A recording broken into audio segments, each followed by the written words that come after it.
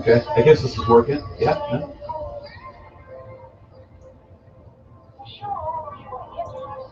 Check, check, check.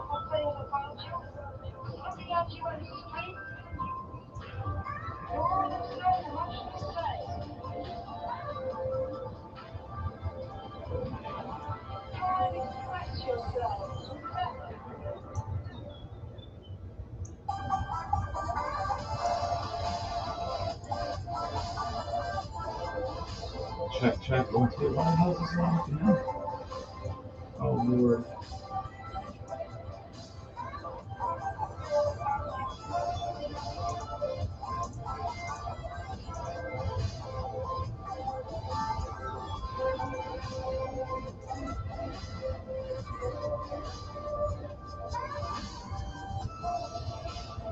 This is making me angry now. Is it working now?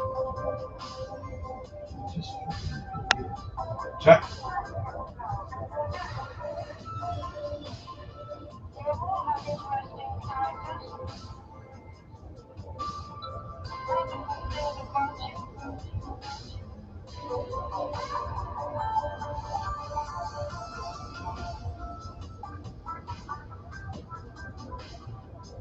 Check, check. Oh, I know what it is. Swear to God, I need a producer or someone behind the scenes. This big ass. Now I gotta switch gears. Back to Wingo.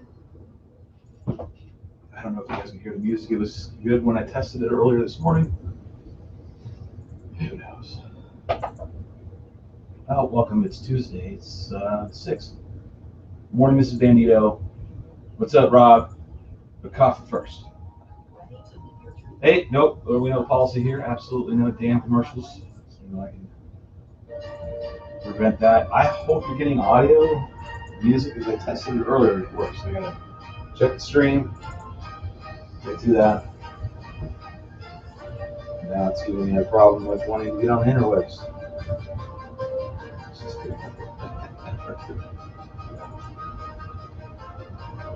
Now it's giving me a problem with wanting to get on the interwebs.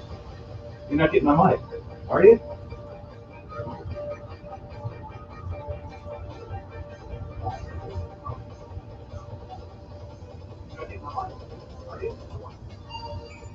Why is it picking up? Ah, this is a nightmare.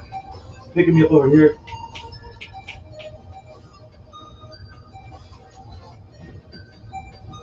I swear to God. I never had all these problems until I got into this.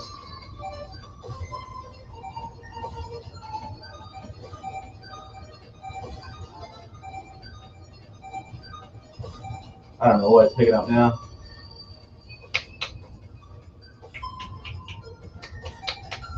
At 15, I got a camera now over there, so you guys see outside, so I can see outside too. I want to know when it's gonna be good conditions.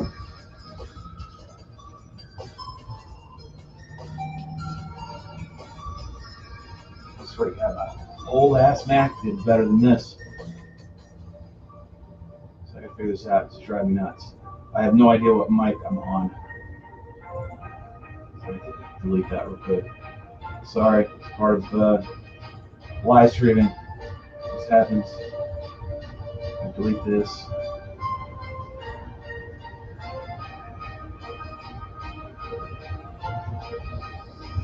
There's just so much crap on here.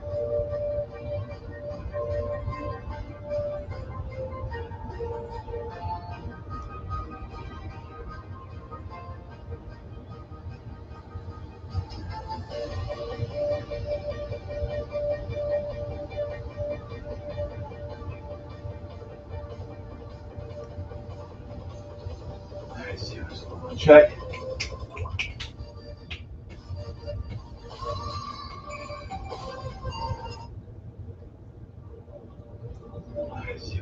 Check. What? Is it picking up? Is it picking up? Where the hell is it picking it up at?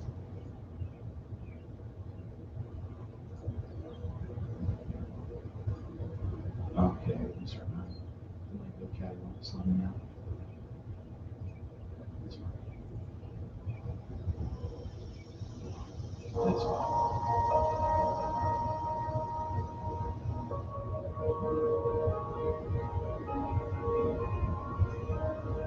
This keeps me up.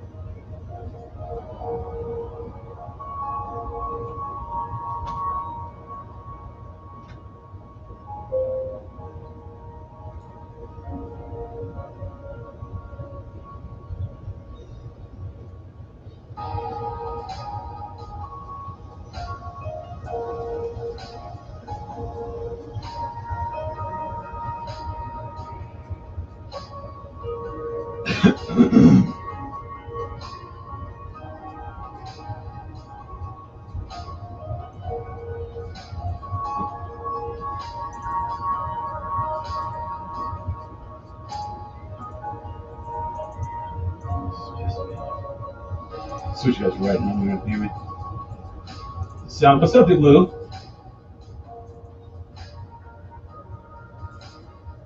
Sorry, bear with me. I'm trying to figure it out.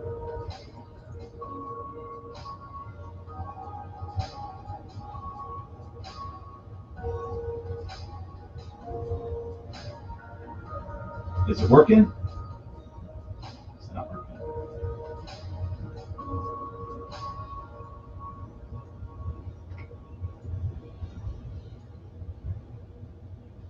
Check. That's supposed to be working. That's my mic. It's got to work. Damn.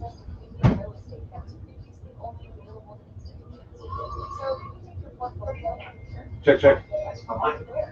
It's got to work. Damn.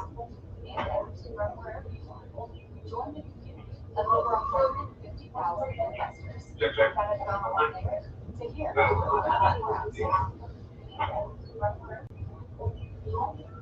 I was testing. It's not working.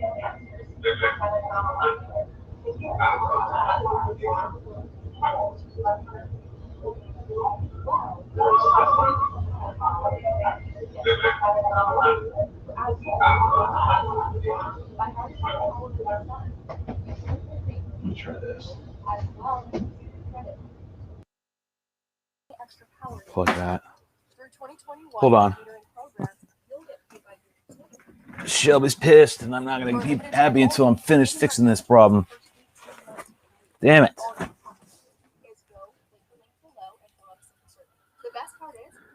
Oh my God, this commercial's killing me too.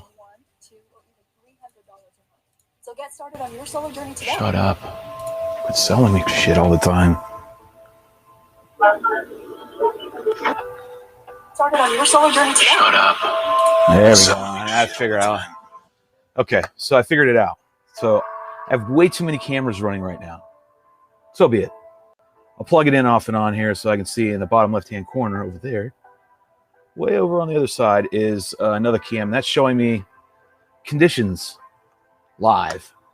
So I can get an idea what it's going to be like today. But every time I plug in that thing, it throws everything off. So go figure. So let's see what we got. We got Mrs. Bandito in the house. Morning, morning. Got Robert in the house. Got to get coffee first, he says. Understand. Says sounds good. Honestly, sounded like crap. That's okay. What's up, Big Lou? Big tall. Drink of water. Audio's good now. Yeah, it should be good now, hopefully. As far as getting music in there, I tried. I tested. It should be good now that I'm not having another audio mix. As far as getting music in there, I tried. Tested. It should be good now that I'm not having another audio mix. As far as getting music in there, I tried. Tested. It should be good now that I'm not having another audio mix.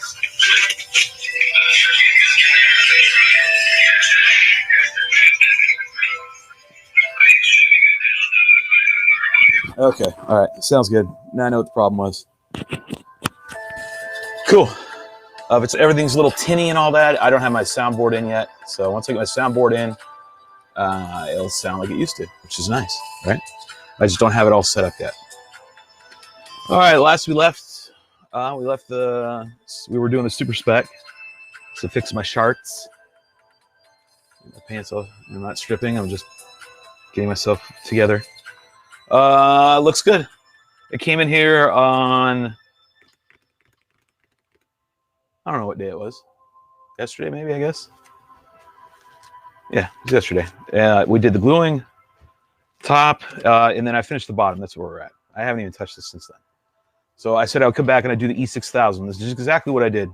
Came back from E6000 down. I waited and then did that. So then I remember. And then I set everything in place, put it all in the oven, and see what we got. All right. Sat here for probably another hour before I left and to do it. I remember everything now. Everything's smooth. See, I feel it. Yeah, a couple spots. The E6000 is kind of sticking up a little bit, but that's okay. The laminate iron is going to take care of that today. They'll flatten that out and it'll be smooth as silk. All right, checking the lines, make sure it came out of the oven straight, and that's the main important thing. This is the test. Make sure I don't turn this into a freaking taco. All right.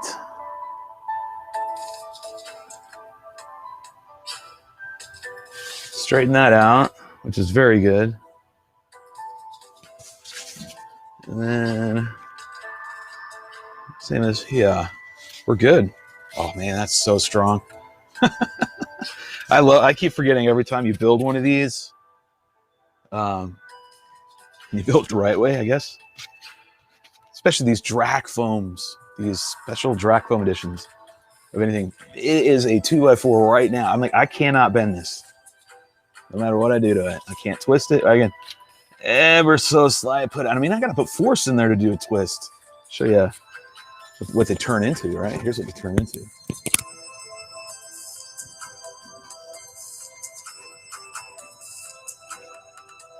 They turn into this. Flapping around.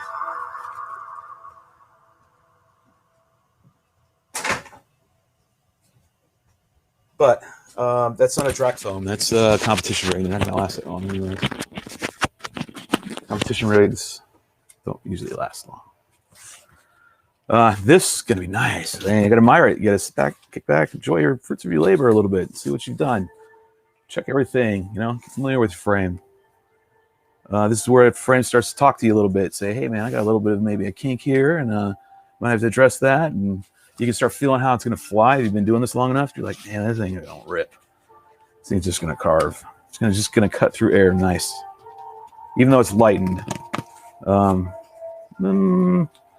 Fences will get rid of all the and the verts will help get rid of any waggle. But yeah, this is feeling really, really, really solid. So this is what I mean by letting that glue and everything, right? I think I hastened this side a little bit now. I guess I did. But either way, it's so strong right now, man. I'm telling you. And woman. It's super good. All the way to the tips. Like, all right, and then I'm just getting all the little spider webs out, right? I've got to clean out all the riffraff that's in here. I'm just prepping for now laminate. And then, again, I'm just going to keep moving along. You got questions to ask me? Otherwise, I'm just going to move along like you know. Otherwise, it'd be stopping every 10 minutes, okay? And then this will be turning forever. So I'm trying to expedite this a little bit. Just because strike while the iron's hot, right? When I want to build, let's build. Let's just get them all done. Because then there's going to be a long winter of me not building, if you will. Oh, man, it just feels so good. I haven't had a spec or a super spec in Drak foam. Man, solid. You can hear it. You hear that? It's just solid. No work on today? You know, I had work today. My work was pretty quick today. My work was pretty fast, so I had to go and just can't ever really elaborate on my job. It's drone related, yes, but that's about all I can tell you. So, yep. Short day today. Tomorrow will probably be a normal day, which would be most days, maybe probably a short day. Let's see. I don't really have. Well, yeah, I do. I very much got to worry about this bay. All right. So remember from the beginning, keep this bay Keep this cut out. We're gonna keep reminding you so you can keep telling the manufacturers, send me the block that you cut my frame out of, please, please, please, please. It aids so much in this building process to make everything nice and true. Because if you don't, it's just you're gonna induce a warp just from building, and that's always crappy. All right, so we're gonna prep again. Just gonna sand down just one more time, get things a little bit prepped. Nothing big. Power first. Always helps to turn shit on. It's one thing I didn't do this morning. As soon as I got plugged in, put that in my pocket. I guess I'm gonna have to drop that on the ground. All right, cool. And then I got room.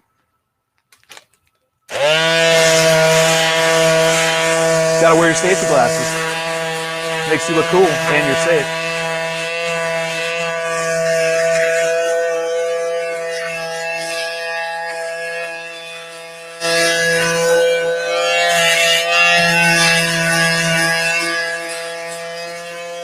Don't spend too long on one spot. Keep moving this around. Don't put pressure on it. The weight of the actual machine is really all I need. Don't really need to do much. Just a little bit. Just a quick touch. Nothing spectacular. Getting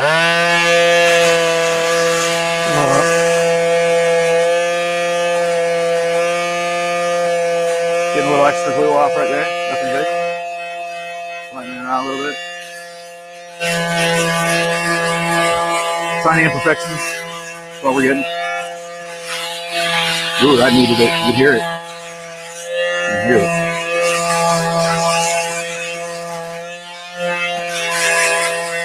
I needed it too.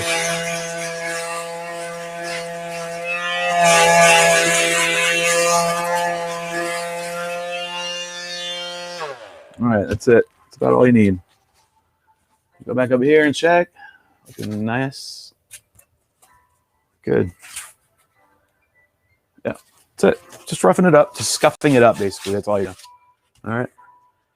This is the bottom of our thing. Well, I think this is the top, but whatever. This is how we've built it. So it is what it is now. Laminate. All right, this is the different laminate that we use on these. It's a stronger laminate. So now we're going to say, hey, going to tape it? No, I'm not going to tape this one. Like my leading edge, I'm not going to do that. So what I'm going to do is I'm going to do a Jack Cooper method that he taught me years ago. And I'm just going to triple laminate the leading edge, right? That's all I'm going to do. I think this is 5 mil lam, I'm pretty sure. I mean, you can just hear it, right? And I'm going to do this in 3 sections. Well, I'm debating. I thought about this earlier on the way in. Do I want to do it in 3 sections or just 2 halves? Normally, when I do a spec wing, I do just 1 half and then 1 half, right? I was debating if I wanted to go 3. I'm thinking 3 or 2. Is there a benefit of doing one or the other? Don't know. Hand it in sizewise. We're going to work a little bit smaller ones today. I'm not quite such big ones. All right. Let's see what the frame says. Frame will tell me what it wants. Oh, we got some messages here. Remember, I try to check in with your messages. Unlike Ed Ricker, I like to talk to my audience. Do you think the lightened versions are extremely better than the normal? It depends. Big, tall, sexy drink of water there, Big Lou. These lightened Draks, basically, the way I can equate it, are like Drak foams, these right here. So I had, the only one I truly have was my 48, right? My frame in a Drak foam. It's heavier, right? I don't know. You're getting a trade-off with the fact that this is lightened, but then you're getting an add-on of weight because it's Drak foam, right? So it's kind of might be they might be offsetting each other, right? One benefit and then one negative, and then it just kind of washes out. Might be the case. This laminate is definitely heavier. I mean, you can hear it. I mean, I'll show you something that Kilpatrick gave me. I'm not saying that shit was really good anyways, but Kilpatrick stuff's like 3 mil, right? It's very strong. This is strong stuff. Like, it's no joke stuff. Your frame's gonna last. Would I compete with this all on here? I don't really know. Nope. Would I compete with a Drak foam? No. It's too heavy. But durability-wise, I think you're gonna luck out with this. Hopefully that answered your question in a very political way. Answer it like a politician. Yeah, kind of, maybe no. Let me see. I think I'm just gonna go into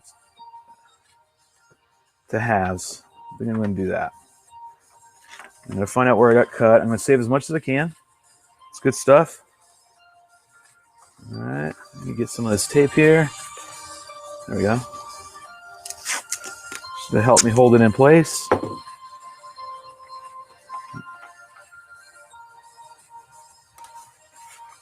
All right. Let's see if my hands will work with me today. Not necessarily. All right.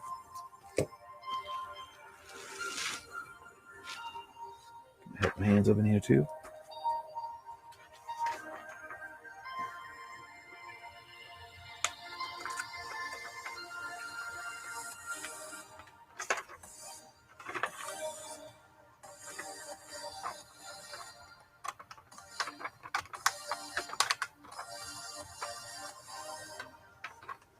So I'm pulling on this a little bit, put some tension on it, making a nice rough cut, right? I use about from the block that it's cut out of, I use about 1 inch to 1.5 inch gap overlay. Just gives me some room to play with, but not wasting too much. Holy hell, I swear to God.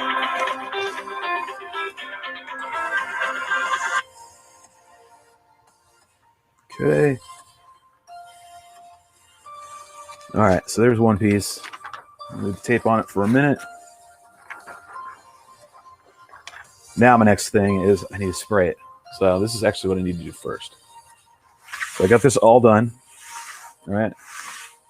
It's all prepped. I'm debating. Okay, remember what I talked about earlier? This stuff right here lays on thick, right? Drak foam needs to have this stuff, right? It has to have something to stick to. Drak foam is a little bit harder to get stuff to stick on it. Let me see what we got going on here, messages wise. Hold on. Let's see. I bought some 3 mil 36-inch laminate from Inline for $80. So wasn't sure for the amount. When I got to pick it, picked it up. 2 rolls of 250 feet. I think it's kind of like what Kilpatrick had. It was insane. He just had a ton of it. He gave me a whole bunch. Yeah, there you go. There, it's Mr. Huggy. You will never need to get laminate again. No, you won't. You laminate your house, right? Your niggas are not working this morning.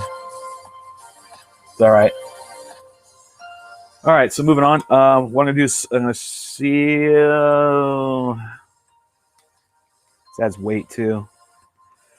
I'm gonna see what I'm gonna do. I'm gonna probably shit. I really don't know what I'm gonna do. I'm gonna spray this box though. See how it looks. Here, I'll show you what it looks like. Something I can use. Yeah, I know this box. All right, ready? So, yeah, it kind of, right? So it comes out kind of like a Spider-Man web, you know? It kind of looks like that. It's the only way I can describe it. So what I'm gonna do is gonna put a light coat of this on. Like normally people just freaking cake it on there, right? Especially if they painted it. You need to put this down, paint it, and then put this stuff. Is that how it goes? No, it's this step, paint this stuff next, and then paint over top of it. That's how it goes. But I never see that's. I don't know it because I don't paint. Very rarely do I paint stuff. So I'm over here off camera. Actually, I'll go over with I have a spot where I spray stuff. So, because I'm mic'd up, you'll just see me kind of walk off screen here. But I'm actually over here, and my wire is definitely long enough. And I turn on my ventilation system real quick. Speaking like I've got some sort of high-tech equipment up in here, it is a ceiling fan, 12 foot up, in an unfinished house. But either way, it's something. Hey, it's not turning on. There we go. Now it is. So what I'll do is I'll go here and spray it up. Just the light dusting. I know you can't see it. I could have grabbed the other camera and probably pulled it over here, but screw all that. Okay, this is also where I paint. It doesn't really matter because you can't see. Oh, you know what I don't want to do?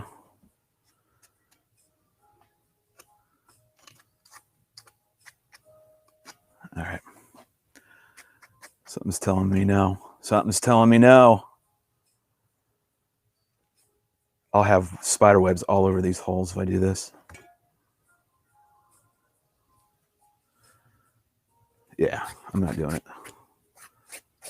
I started to do it, and then it was just spraying everywhere because lighting it, all these holes are just going to have spider webs everywhere. All right, well, this laminate better freaking stick then because I ain't spraying it all over.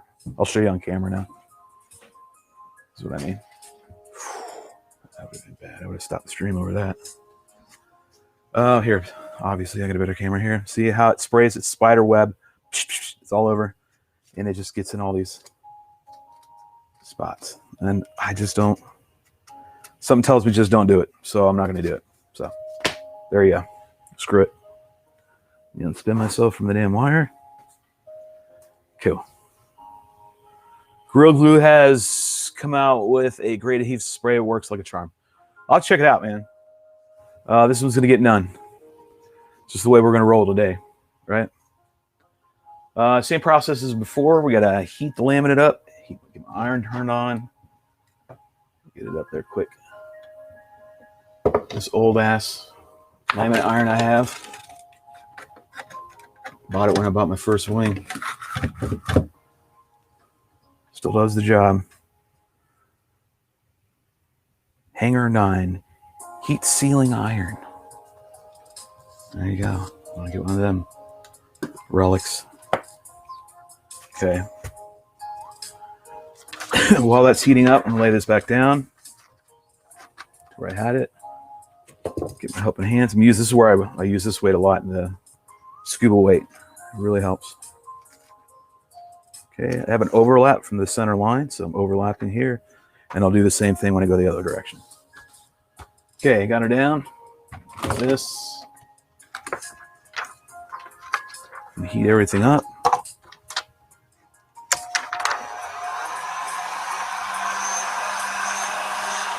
Section at a time.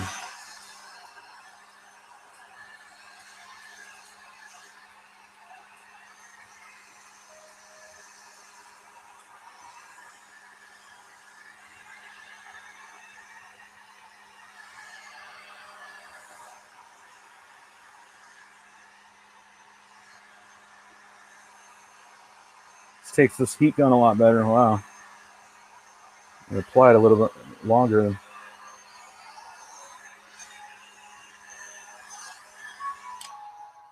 All right. Section at a time.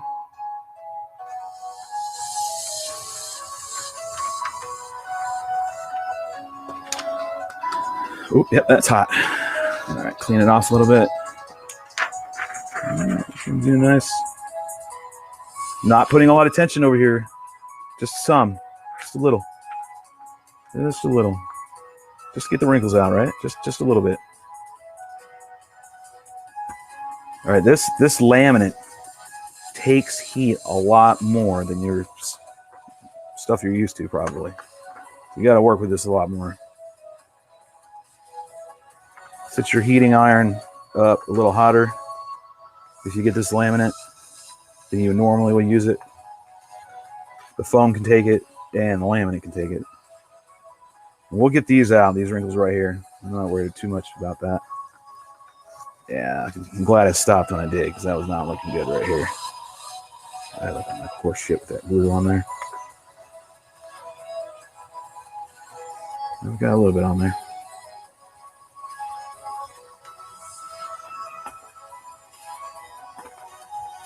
Okay.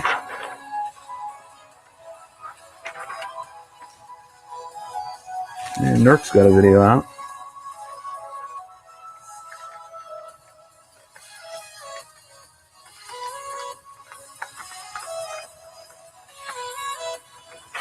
Good.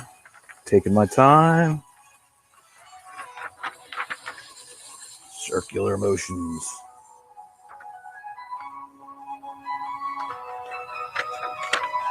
So this laminate's a little different to work with, right? Because it's just stronger, thicker, and everything, right? It takes a little longer to do the whole process. I hope it stays on there. I really do. Normally I don't put adhesive when I'm doing this competition rig. And I know it's going to peel off then. But I only need to survive for the weekend. So I'm like, okay, no big deal. Cut down on weight. And go all the way to the last bit of this. A little excess right there for my fingers. See? Boop. But I don't have to heat up, so I'm all good. All right, same thing. Go down this center spar. Nice long line. Get it all laid down. Again, just a little tension down there, just a little, just to help. I don't mean to put tension in it, more than just to aid and not to get rid of the wrinkles that form. Right. That's all I'm doing. So in the past, I used to really pull the crap out of this stuff and heat it down, right? And then Chris used to call it taco whatever. Oh, I missed a spot. Did I kink it? Crapzilla, I did. I kinked it. Oh, well, no big deal. I'll fix it. Oh, I didn't see that. Kinked it over a little bit. It's all right. Ain't nothing but a thing. And I don't like this spot right here. This spot right here is not looking too good. So I missed the corner right here, so I'm gonna have to add a little more when I go the other direction just to compensate for that. And that's fine. As long as it's not up on the top part of the frame, because I got to tape and everything. We're all good.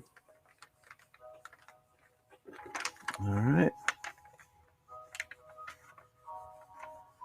So I'm going to start trimming some of this excess off so I can start getting ready to round it. It looks good. It really does. It looks good, man. It looks really nice.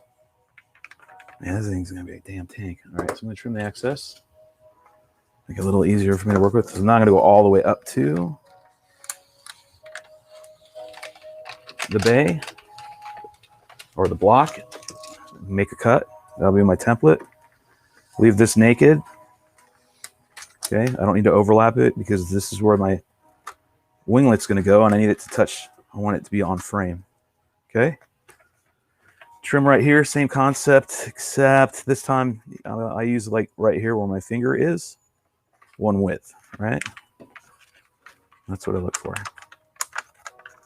Let's go for that. And then I'm in. Because I screwed up and cockeyed it, I'm gonna have to fix that. Get this out of the way. This is where my vert's gonna go, right here. There's a little slit. So I don't need to cut that. I'll cut it flush for here, and then I'll overlap it on the bottom. Okay, I'm gonna cut this right here. I'm gonna overlap from the top here and down, right here in this section. And I'll make sure I fine cut this area right here, trim it so I can get my vert in there. And again, this one will be flush. This one will go down. And there really isn't a, you can do it either way you want, so it doesn't matter. All right, so there's there. I don't like that.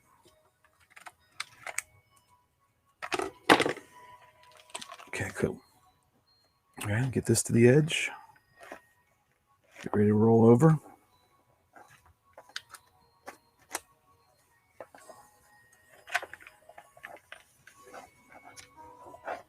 No fluting is needed. You know what that is? It's just putting cuts. You don't need to do that. Right here's the only spot. Not too worried about this. This whole section right here is going to get cut out eventually anyways. So I'm not too worried about that. All right.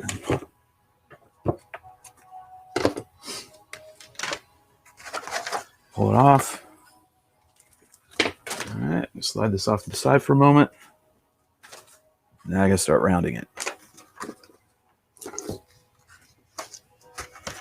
Clear the space a little bit.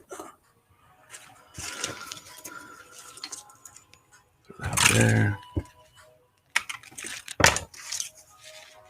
Got trash cans everywhere. You need them, and I'll get to your messages in a minute. Let me just finish up what I'm doing. I'll get my helping hands.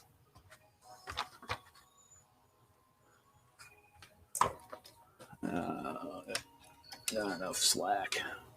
You can see it now. Yep. So I prefer to sit down and do this, because then I can maintain the edge and watch it and make sure it doesn't get screwed up.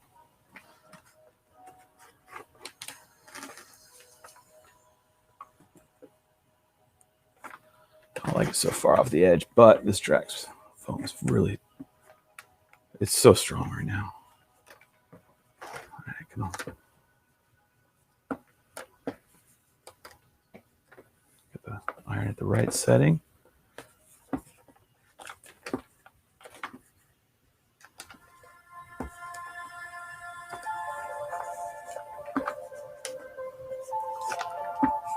Take your time. It's your leading edge, after all. It's the first thing that touches the air. Make it smooth. You just keep working your way around. Get that glue on the lamp heated up so it actually does its job, right? That's what you're trying to get accomplished.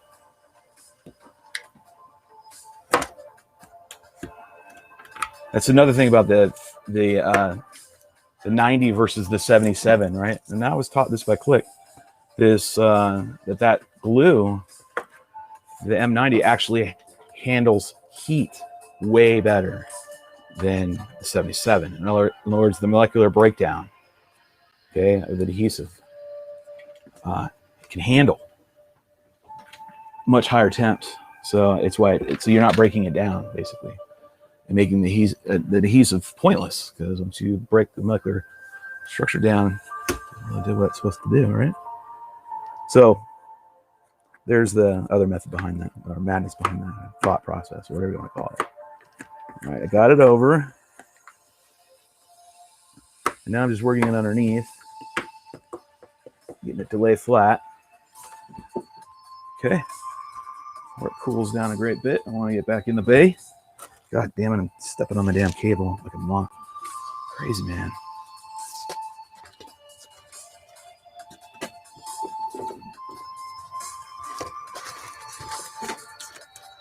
Uh-oh, am I getting the right one? I don't think I am. Yeah, that's what I thought. That's what I thought. Get over here.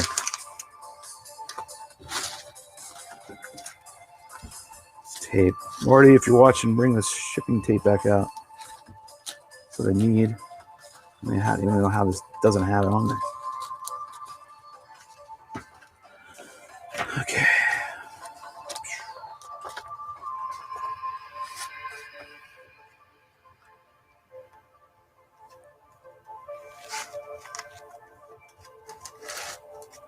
Just making sure everything looks okay. He's got a little some wavy laminate. But we're gonna get that out once we get it all done, right? So I'm not worried about getting it fine-tuned quite yet. Just want to make sure that during my lamination process, each step I put it back. This is what I do: put it back in the bay, make sure everything's still true, everything's good. If I need to rip it off and do it right now, I need to do it now. If it's got any kind of warpage, I need to do it now. And again, the benefit of having the block from which it's cut. All right. Okay, we're just gonna move on then. Move on to the other. Well, no, wait, I gotta get it wrapped around the backside. Sorry, a little ahead of myself there. Set that right over there. Another thing about laminate is gotta keep that shit.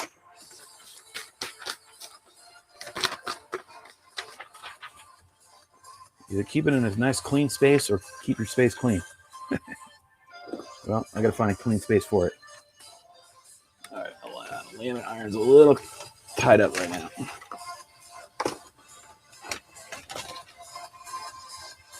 I need to have like separate outlets for every freaking thing I have here tool wise. 1 foot apart. That way they don't get tangled up. That'd be awesome. But hey,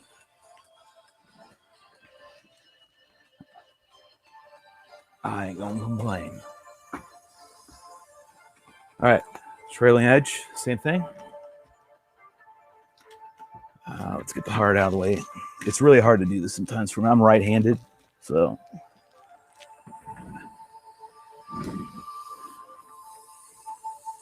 Where's my helping hand? So now I got 2 hands over here. Ooh, get another one right here. Get one right here. See the beauty of these now?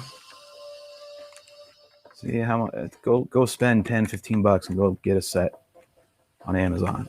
And, you know, as much as I want it, I do not want to shill Amazon or go to somewhere and buy them. You'll be happy that you have them if you're into wing building or if you build wings. And, you know, I just came across them here at the shop. Marty had a cornhole thing like they do down here in the South. And I was like, oh, I'm going to try that one day. All right, this is what I was afraid of.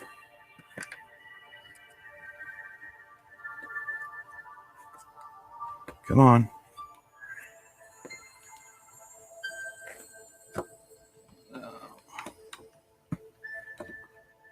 You can tell right now, I do not need a lot of laminate in here. The other side is not going to completely overlap. It's thick. Thick.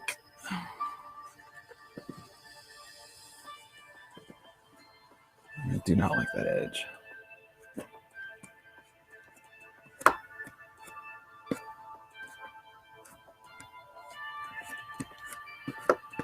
All right. Just run along there, make sure all that's heated up nice and good. That tip right there is going to have to get worked on. All right.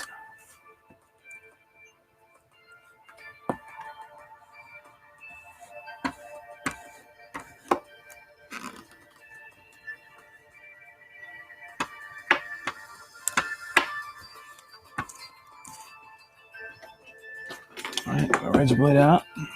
Do some trimming. And a butter knife, whatever you want to call it.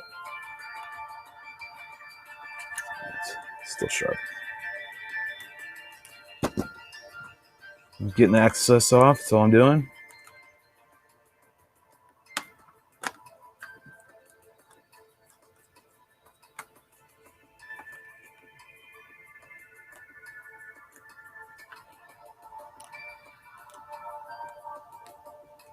Come on.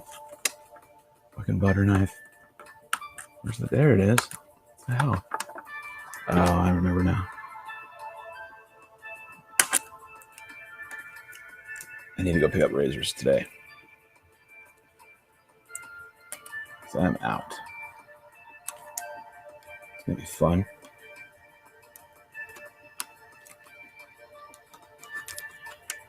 Shut up, bro.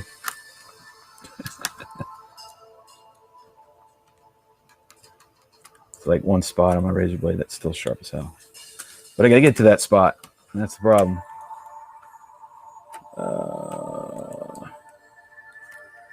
Come on. Come on, piece of shiza. All right, good. My edge over here is good.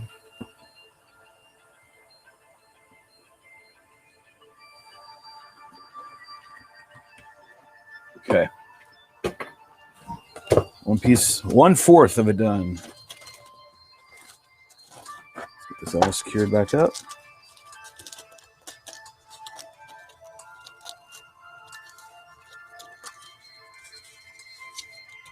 All right.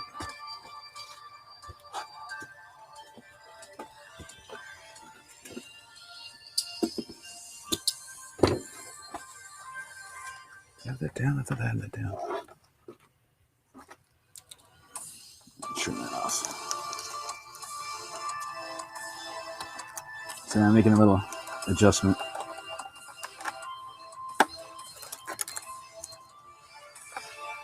Good. All right, next one.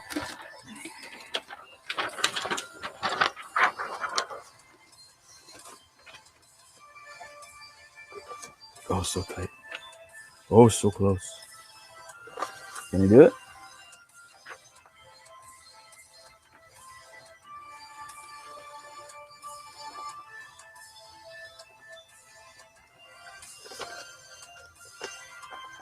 Think you can get away with it?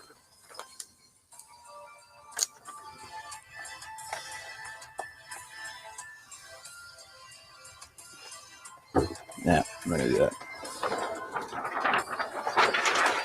Save this for repair. All right, save that piece for repairs, touch-ups. Let's get a fresh sheet in here.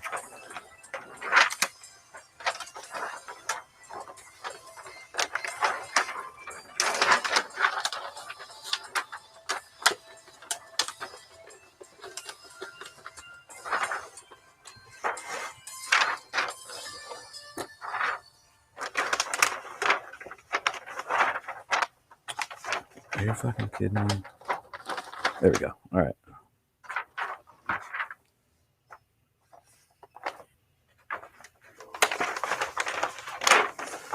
All right, before I do that, I'm going to go check messages and see what you guys are saying. Get ready for the next one.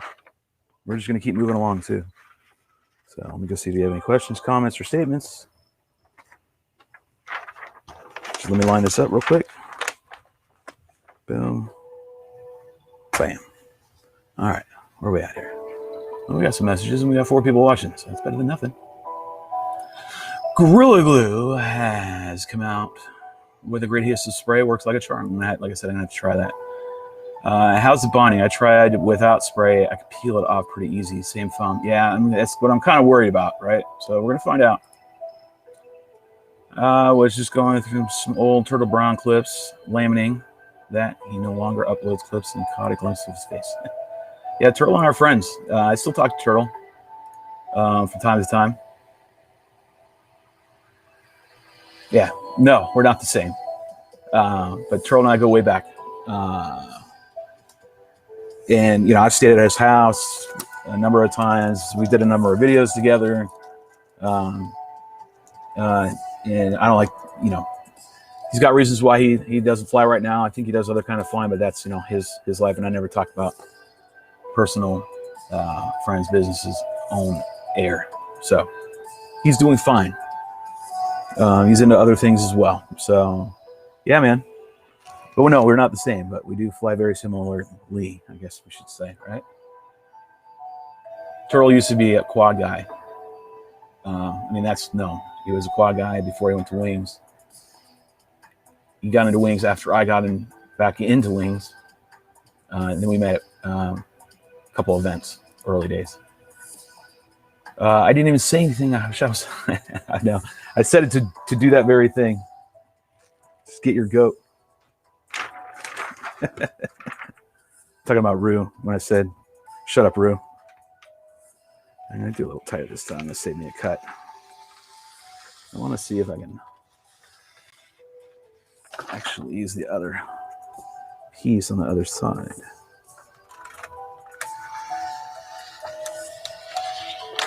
Yeah, more of a initial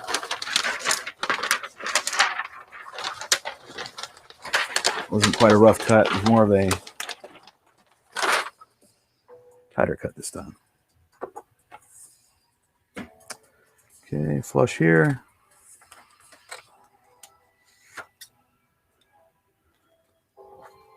Make sure you're pressed up. Like I said, it's about your fingertip. On the back.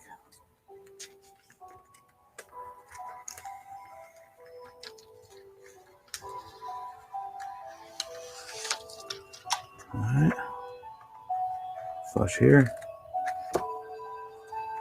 Tab. All right.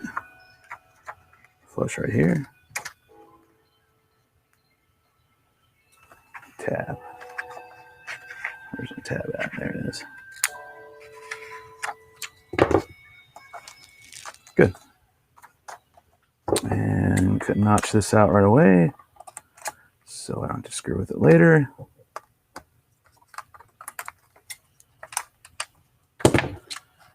Come on. There we go. Good. Okay, I need a little bit of tape.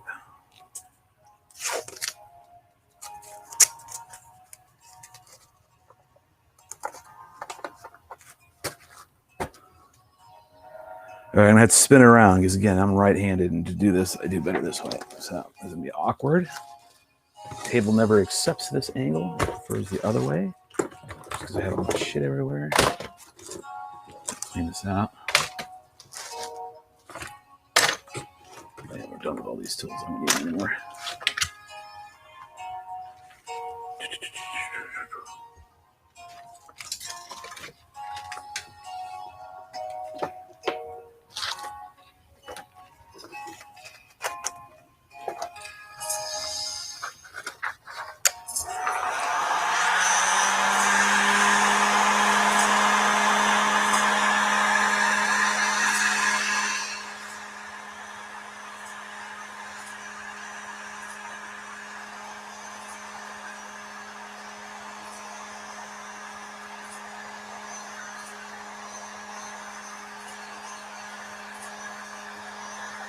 All right, I'm gonna go all out this time. Let's see if I can get all the way to the edge.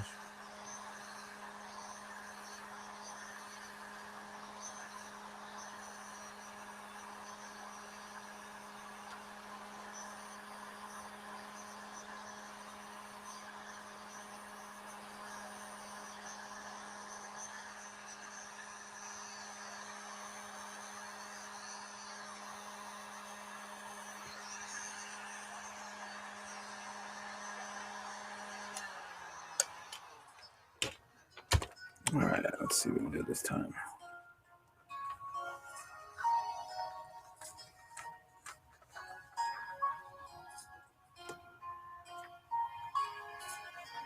I'm gonna go after this time.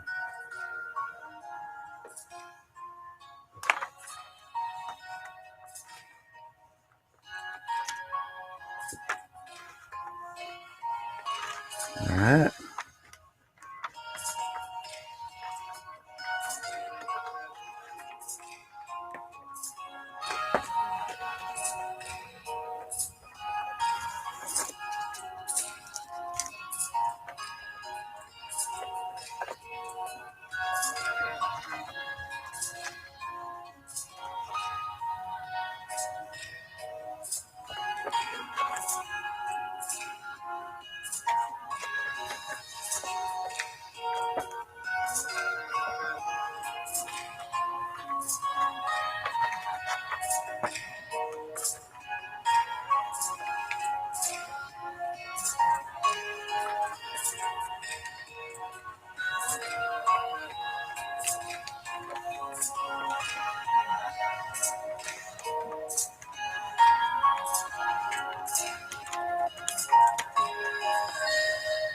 All right, concentrating. Sorry. You can fire away. I'm looking at messages now. I'm close to the computer. I can read them. Take a little break here for a sec. Let me write. Let's see what you wrote. Only seen lower half of face. Well, you got to look right down here. There's another little window right there. Hey, don't mess it up, man. Hey, easy there, Sticks Mix. I'm confident you will do a great job on that wing. Well, thank you. Bleaks, hope whatever's keeping him sidetracked works out and you can get to fly again sometime. In fact, we'd love to see you both fly together, or at least the clips from it. There's one video. I'll have to pull it up when I take a break here in a minute that I did with him. He's driving his... he had a buggy, right? He had one of those buggies that he tricked out, and I did a whole video with it back in 2000... I'll say 17, probably when it was. It's been a while.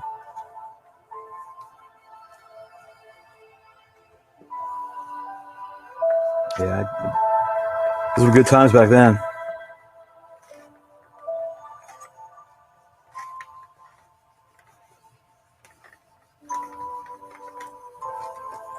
Man, I hope this stuff stays on. I'm worried about you. The statement you made too. Like I'm worried about about peeling off. Really am. So I'm really trying to get it on here good.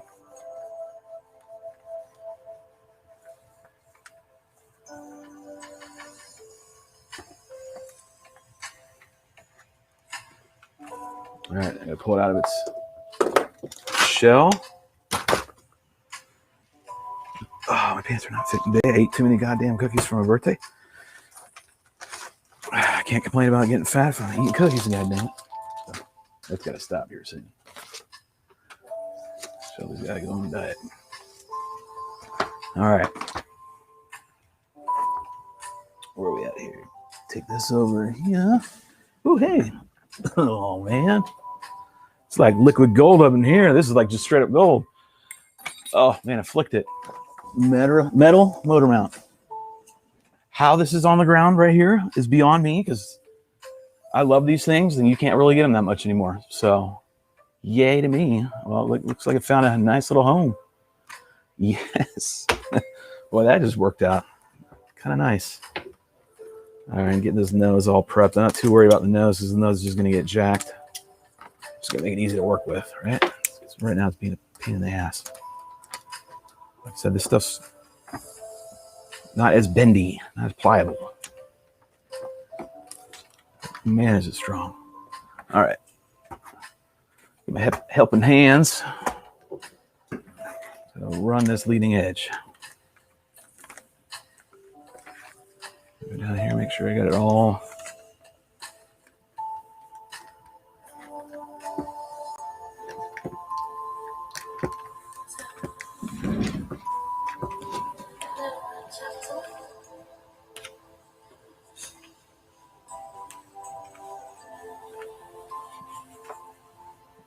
Making sure that leading edge isn't getting screwed up.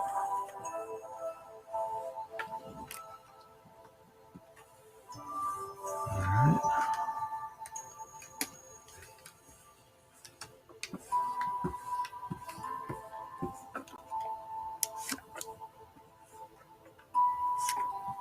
This stuff has got to stay.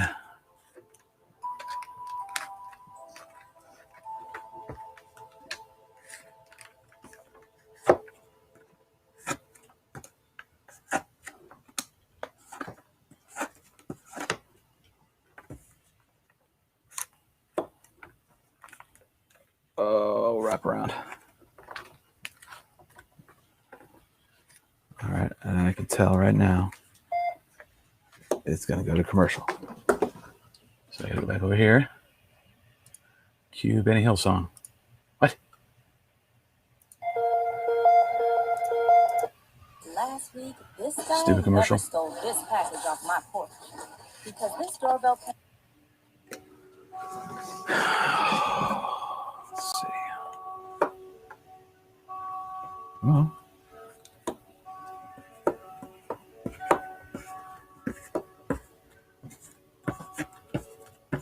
Okay. Keeping in mind my leading edge the entire process, right? It's always in the back of my mind. How's that leading edge looking? Are we screwed up? Is it messed up? And I'm going over everything again, making sure it's all nice and put together the way I need it to be.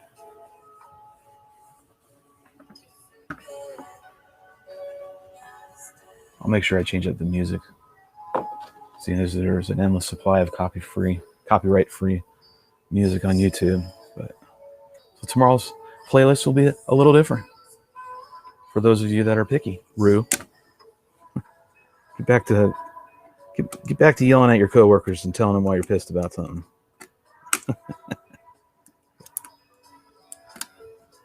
Better yet, let them call into the show and express their grievances about you.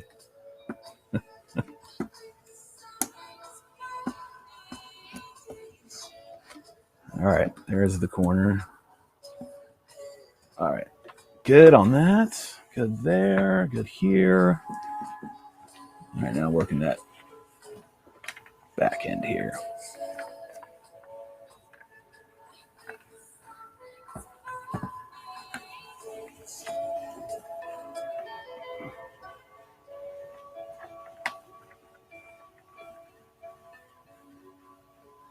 Okay, spin her around.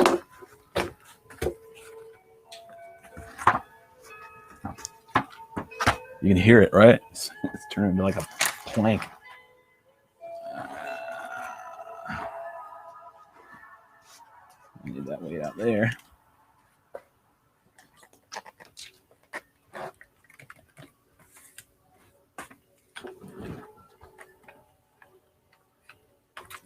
A little more. Oh. No. That was... How did I get that in there? Oh, Lord. Oh, well. Let's see if I can get it out. There's some like sawdust in there. How? I don't know. Yes, typical Shelby. All right.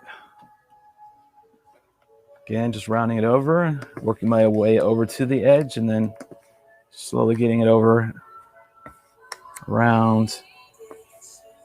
Multiple steps, right? Don't hang around on this edge either. Like, you got to be mindful.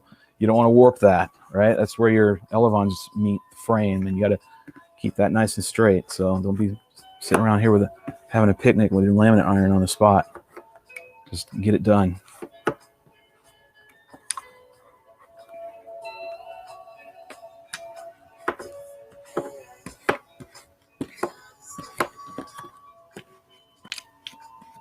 I hate that noise. Every time I hear that noise, I know I got a damn wrinkle. Hopefully I can get it out because I don't like that noise at all. You don't want to hear that crinkle. That crinkle is no good. I think I got rid of it. 4.5. That's a little high. We'll work with it. All right.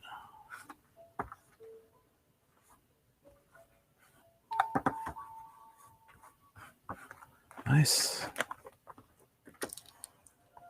So I just work out on these specs that the width is perfect for my laminate iron.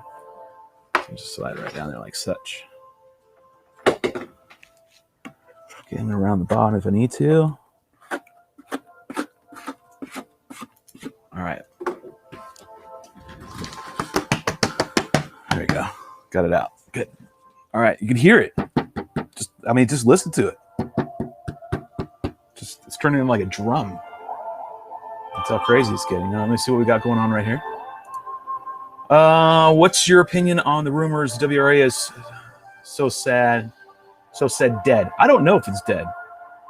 That's a good question. I mean, I'll be honest with you. They were talking about, we'll just call it what it is. WRA had to shut down last year because of COVID, okay? Because of COVID, you can't really hold them accountable for that, right? This year came around and people are like, well, are we going to race again? And I think what people forgot was the association itself it's just like multi-GP. Chris Thomas isn't coming out to every race around the country for you to compete, right? What the idea is you set up your own league, you do it under the WRA, and then you keep going, and you just have recognized sanctioned races as long as you run the courses that are laid out. Like, everything's done. It's just a function of people wanting to do it and adhere to the rules and everything that were set forth that we did for 4 years almost, right? So we've done, and I'll say we, keep that in perspective. They, right? I had very little input in the very beginning, and I had some input the year I took off sitting on the board, right? But that got shut down as soon as COVID. Like, we only had a few meetings and things were going somewhere, and then boom, COVID, and that was it, right? And now they want to, people are wanting to race again, and they're kind of expecting the WRA to throw out a big race. Well, you got to remember, WRA is no longer funded by companies that were funding it, backing it. And, you start spinning your head and you're like, well, to run a big race, it costs money. You got to haul the gear out there. You got to pay for the gas. You got to pay for the place to stay for whoever's going to bring it out there. You know, this stuff adds up, right? Don't expect everyone to show up with, you know, $5,000 gate, plural too, mind you, gates, you know, thousands of dollars, and with, you know, for free. So what leads me to my point is, I don't think it's dead. What I think is, it just needs to get jolted, and then everyone that's within the association, meaning members, need to get out there and make a race, and then just work with the WRA. Now, you got people like Tito and everybody else who are trying to make the Wing Racing League and make it another thing, I guess, which, I mean, why? Other than you just don't like Spec class, I guess, and you want to, you know, open it up to make it everything and everything. We've done this road, right? Like, it's hard to tell the new guys what you're going down is a path that isn't going to work.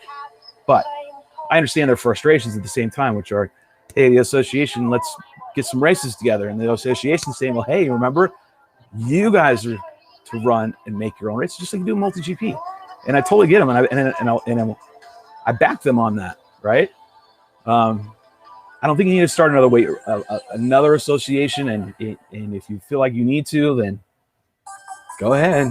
It is a pain in the ass, right? It is so much work to do on the background to even get a really good functioning big race going on that I don't think a lot of people understand nor appreciate, right? It takes a lot for Ashton and those guys to do what they do, to put on an awesome wing racing events and have David Whidden fly in, and, you know, it's, you know, cost money, or do the international, or do the CFL, or do all that stuff. So if people want to really have wing racing and they support what the guys have done for so many years, just form a WRA, form a club, put it on the umbrella and keep going, right? I mean, hell, we even have a wing sim from David Whidden, which is our wing announcer guy, right? So, I mean, I don't think branching off is the key either. I don't think going off and say, well, it's going to be a wing racing league, and it's going to be for, you know, I think it was worded like future technologies and opening it up more. Well, opening Spec up to more options, I guess, or something to that extent. I'm like, I kind of see where they're coming from. Those guys, which are, you know, hey, we want things to change with rules, and we want Spec to be more open. Well, then it's not fucking Spec, it's open. It's literally in your statement, right? You know, let Spec be Spec. What Spec needs to be is more constrained, to be honest. It needs more restraint. It needs to be latched down more with an ESC mandate of what ESCs you can run, because they do change the outcome of all the motors that are sanctioned, right, that are specific.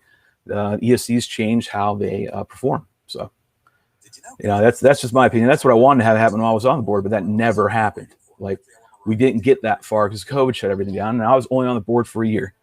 I gave them a year of my time, said I wouldn't race, and then unfortunately COVID happened after I committed to that. 4 months after I committed already, I guess, for 3 months or something like that, when everything got shut down. So it was like, so there you go. You know, couldn't do anything. I don't know. I don't think everyone should start thinking it's dead. I just think pilots need to stand up and start making their own local clubs under the WRA and just do it. Like, just quit waiting.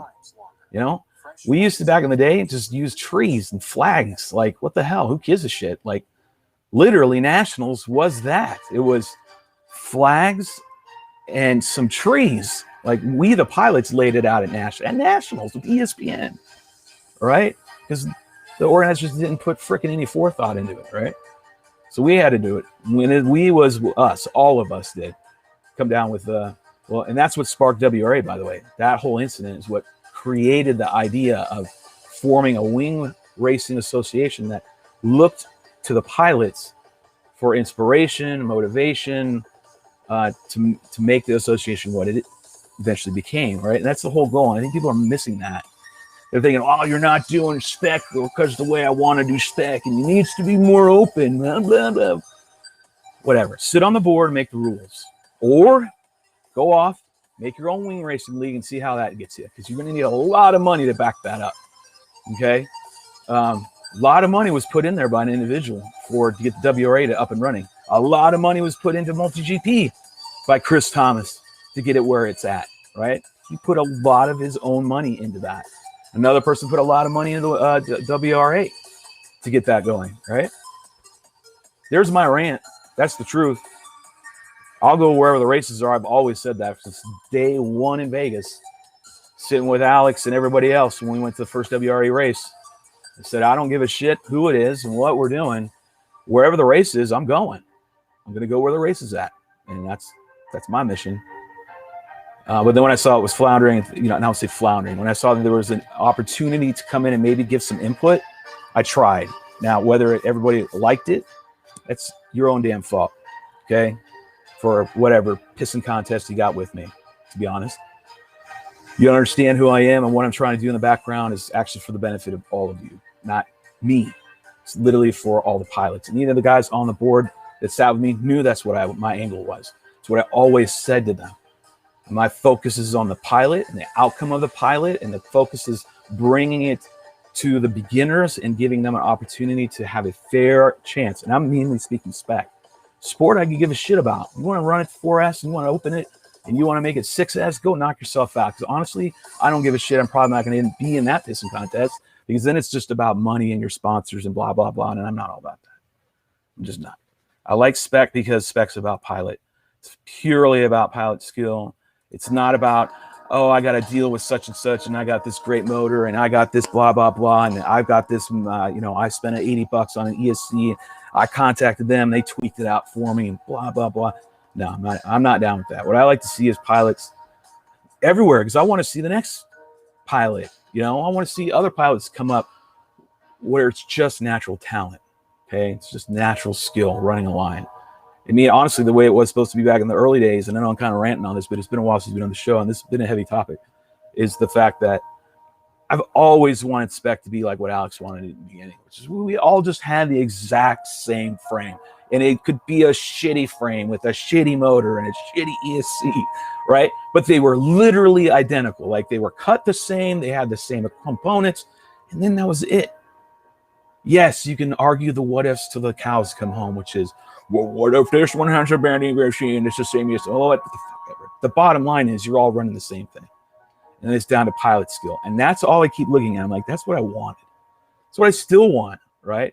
But if that's not going to change and you're not going to, you know, mandate where like this T motor ESC sucks completely compared to an Emax 45 amp ESC, mind you, right?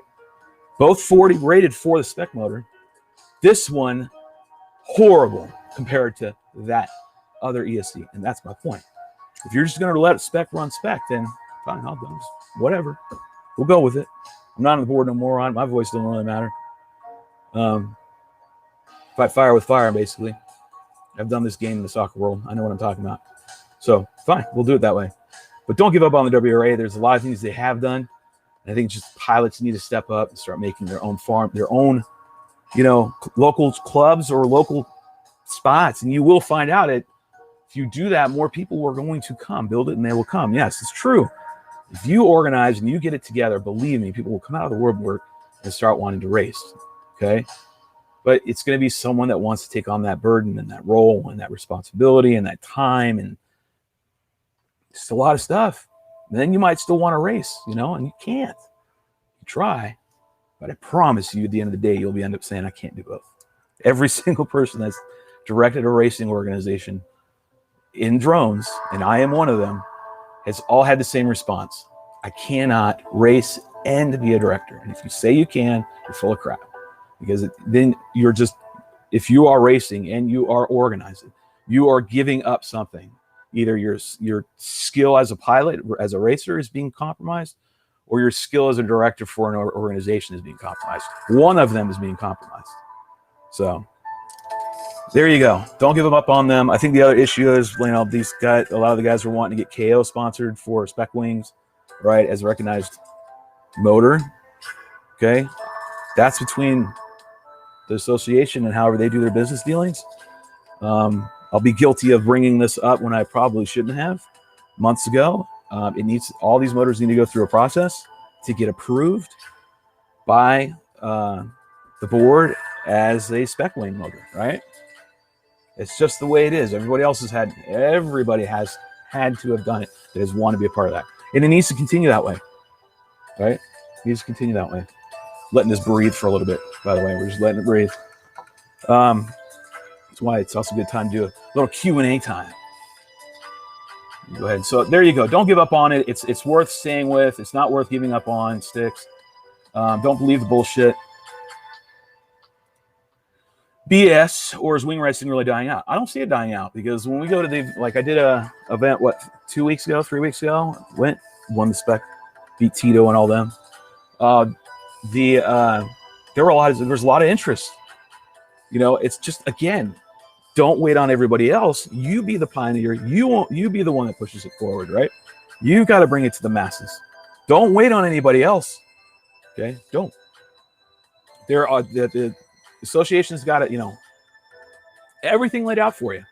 You got to just find a leader to rally behind and to get it done. And then say your club, your local chapter grows, to enough people, or you start creating a good couple of events each year, or during, whatever the season, it could generate some sponsors. I mean, see what I mean? You've got to do all this. Don't rely on the WRA to go do that. WRA is stuff like the International, if they end up doing it, or another big event at their facility, right? Their place where they're headquartered out of, something to that extent, right? That's what you can look forward to. I always pretty much pitch them was, keep the Commonwealth Games as as like the finals, as the championship. And that's kind of weird because it's in the middle of the year, but make changes to make it that way. Something to that effect. All right, back to this. Hey, all. Super Spec. Sorry, back to that high staff. Back to, we're letting this breathe for just a minute, and I want to give it a little time before we move on. What's up, Jake? I bet Shelby has really crispy pants. I just came here for the elevator music. Well, you're welcome. I'm glad you enjoyed it. It's copyright free, so what am I supposed to do? I agree with you. And I guess you're referring to this elevator music.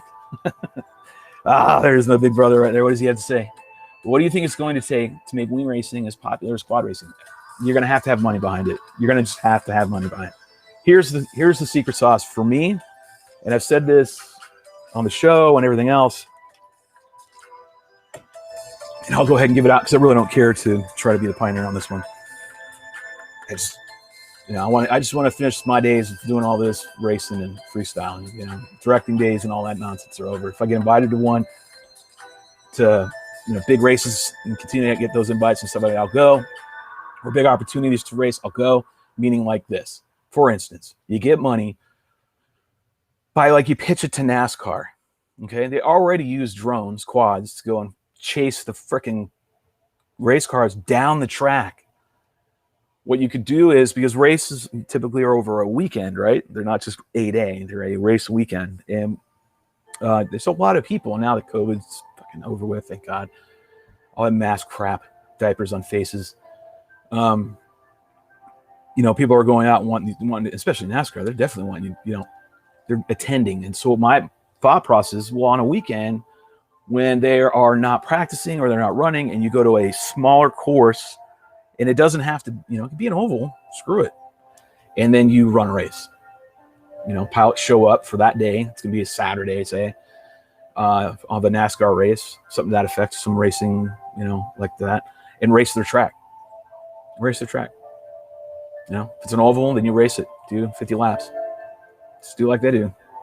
They got a track with an infield race area, which most of them do. They multi-purpose their facilities. Then you can allocate and say, hey, we just needed this part right here, and you can blast it on the Jumbotron, and people can watch. And if you've ever gone to a wing race and you heard them, it makes a cool noise. They're loud, just like, not as loud as the NASCARs or, race cars, but they're loud. And you get 6S and you're going sport class, and you can really attract some attention. But I think you understand what I'm getting at, right? You need venue and you need money. You got to have people that back it, because you got to have someone who hauls the gear, pays for the talent, not necessarily the pilots, but your announcer, the guys who are behind this. That's the talent I'm talking about. The guys who are going to come and run all the, the timing system, the announcing, the leaderboard, all that stuff, right? That talent needs to be paid and compensated to come out and do it. right? And then you need to get coverage, like media coverage, right? So all those things are doable. It's a function of getting it done, right? And like I said, you have to have a team. I've always believed in this, that rally behind one person, that one person calls on everybody's talent to make them all one whole team, right? That's kind of how it works. So you got to have a rallying person you rally behind that's going to motivate and push forward the organization. But everybody that sits at that board all brings a skill and a asset to the table that that person doesn't have, right? And collectively they can move the association together, right? That's the only way it's going to get done. Know this for a number of reasons. One, I've been in the industry for so long, and I've seen from the ground up how MultiGP and at that time, other competing racing organizations were going at it, because I was right in the middle of it. And also my soccer background, being a director, and my college. I mean, that was my degree, it was sports management. So it's the only way they're going to be able to do it. Till that happens, it's going to be relying on the generosity of everybody else that shows up and wants to show up to events. If you want to go to an event, they're going to start wanting you to help volunteer setting up and tearing down, and you might be paying for that event, paying to also volunteer to set up and tear down. And you know, it's kind of unwritten rule that that's what you do. Do I do it all the time? Hell no, I don't. I'll be honest. You know, call it what it is. You know, I'm there to race. I get in that mindset, I get competitive, and I just want to race. But they do need help. You know, I remember going to IO and helping and carrying all those damn gates, putting them up, tearing them down, and racing. And I think that was the year I lost. But either way, you know, it's going to require people to help. It's the only way it's going to get done. And if other people want to start another association, you're going to come with the same obstacles. But those guys are going to even come in more obstacles, because they got to learn how to do everything that the guys have done for almost 4 years now. Right? Has it been 4 years? 2017? Yeah, it's been 4 years now. I can't believe it's been that long, but it is. Let me read messages again here real quick. Get me sidetracked. Turn this into show. We're trying to get some wing racing going on in the UK Spec. Should be Spec. Yes, it should be. Well, I don't know about the UK Spec. Should be the Spec. But again, if you're going to fall under the WRA, there's guidelines. They're very easy. It's very simple how to do these guidelines, right? Very simple. Just fucking do them. Don't try to reinvent the wheel. Don't try to go and do anything different. Just follow the already written rules, and that's it. That's all you got to do. Okay? It's all you got to do. Not be like, well, I don't like that. No, well, if you don't like that, okay, here's a thought. Get on the board.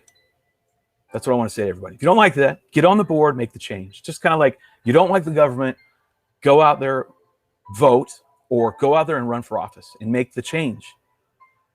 Right? Do it. Okay? Yelling and screaming and snotting about the fact that it's just not right because you don't have this or that in Spec. I get sick of that. I'll be honest, it's a real like grating on my nerves kind of thing. I'm like, there's been a lot of effort put into Spec. You know, it's not just some horse crap idea that we just tossed around. This went on for years to come to the point where we're at with Spec wings. And Spec wings, again, I've already told you why I love them, why I will keep continuing to fight for them. We had a handful of guys when we started up, now up to 11, doing it another 7 from other clubs. Yeah, and that's what happens when you just start with a couple and then more, and you post social medias. You know, I'm not necessarily you have to do all that because, you know, social media can be such a... But you got to broadcast, you got to advertise that you're actually even doing this. And if you got hobby stores, and you advertise to them and you say, hey, you know, I'm putting on what's called an FPV wing race, and here's the association that we're using. This is a track we're running. You can print all this stuff out and give it to the owner and say, can you help promote it to your, you know, customers? And they will help. Why will they help? Well, if you pitch them and say, you know what, it's a good opportunity for you, you know, you can get some more revenue. They're going to want to buy equipment. Oh, what kind of equipment? Well, you know, these are the kind of motors that we run. T-motor motors, you know, we run Emax motors, blah, blah, blah. Guess what they're going to do? They'll start stocking up just a little bit, but that's revenue for them. See how it works? You got to do that kind of stuff. You got to do that kind of stuff. It's the only way to get it to build. What's my boy Rue got to say, other than he should be working on someone's car? Wing racing would take off because spectators can actually see what's going on in a race. People spectate Shelby all the time when we're out flying. No one really looks at me flying a quadcopter.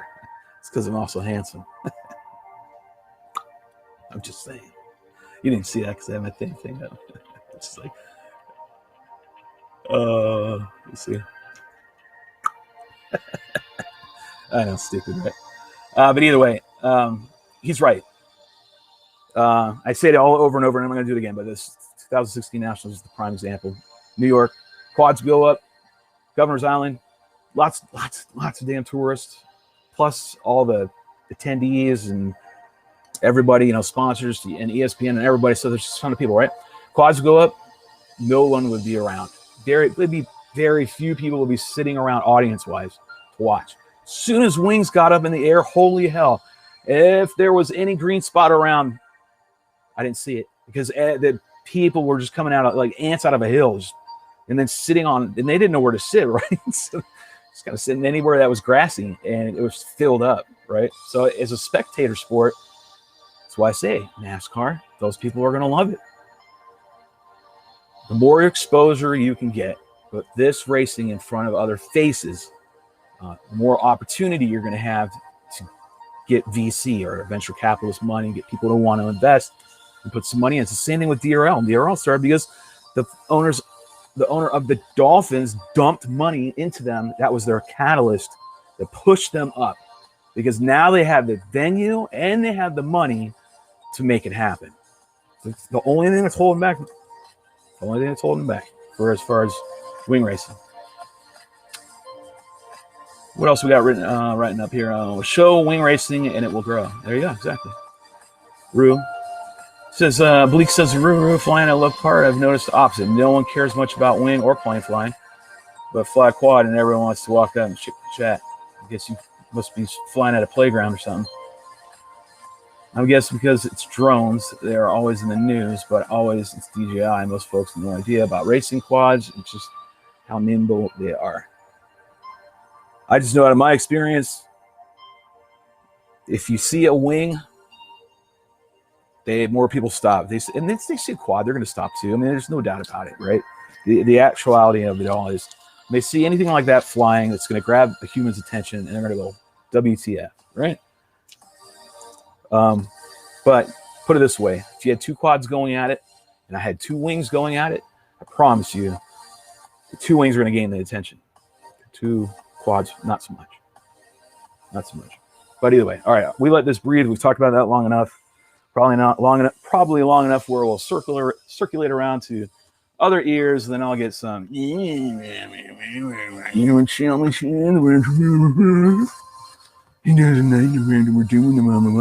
Nope. But I'll still show up your race. No holds barred, right? You just got to know who I am, where my angle is, right? And my angle is just I want everybody to be able to compete on a fair stage. And if sport is the pissing contest for everybody, then so be it. Let sport be that. And then just leave Spec alone. And opposed to fighting with the WRA, I would say let's work with the WRA. All right, that's what I think. As soon as that happens, the better off we all will be. Because when it's going and it's clicking, I'm telling you, the WRA is clicking and events popping off and they're racing, it's the best. It's just the best. All right, same thing as we did before. But now we're just going to switch it up a little bit. New messages. Oh, I need to take a quick potty break. It is that time. I need to take a bathroom break. Let me read these. Totally agree. Ortlep was agreeing with Bleaks that he totally agrees. To lump all of us into the consumer drones making waves is BS. I think, as far as DJI FPV system drone setup, I don't know about all that thing. Need a little more llama to create the drama. By the way, that bald spot is sexy, right? It's coming in, Corey. I'm getting old, man. What the fuck? God damn it. Sucks, right? I saw the other day when I went to, the other week when I went to the barber to get my hair cut, and I was like, you know how they usually go in the back and they show you, all right, here's how it is in the back. And I'm like, She kind of tilted up a little more. I'm like, whoa, what the hell is that? Oh, man. It's migrating. It's doing its thing. When you hit in your 40s, your hair migrates from here and transfers to your back. I don't know why, but it just does. Need a little more llama, right? By the way, I'm learning a lot, just studying how you're going about laminating, looking at doing my first lamb job shortly to try and preserve my poor old OG dart. Nice. Yeah, I mean, all these principles and techniques that I'm using, you can use on any frame. It really is the same stuff applies. All right, so let me do. Give me my usual.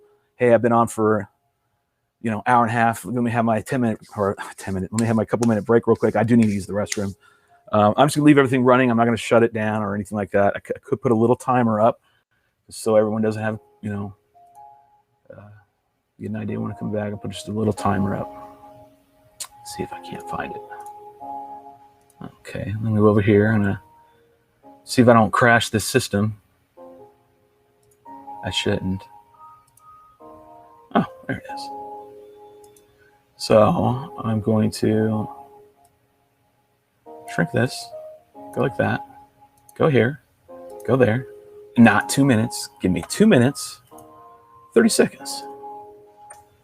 All right, let's start it now. All right, I'll be right back. I'm just gonna need to go to the bathroom and get some of my soda and whatnot. Need to put "be right back" or something like that. Right? Take my mic off. See all this underneath for you guys. Where's Mogi at? I gotta make sure Mogi's here.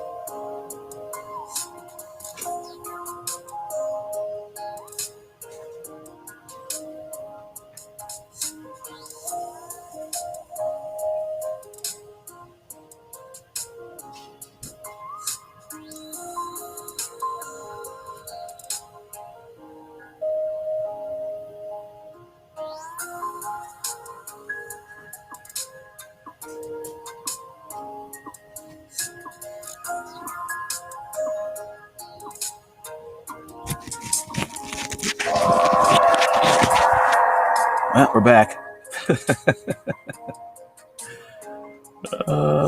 Find this. Where's that? Okay. Check messages. Unlike Ed Recker, I like to engage with my audience. Bets on whether he'll make it back on time. I guess you lost then, huh? We should have placed that wager. Predictably unpredictable. Isn't that how it goes, Rue? All right, so back to this. Grab the lamb.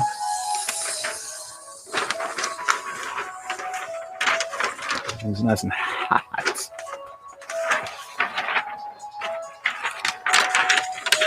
Oh, put this down here. I'm definitely not gonna be able to use that, so then use this as a backup now.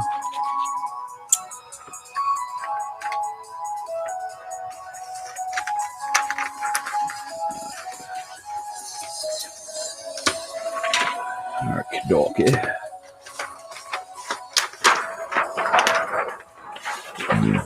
Excuse me. All right, a little laminate maintenance needed.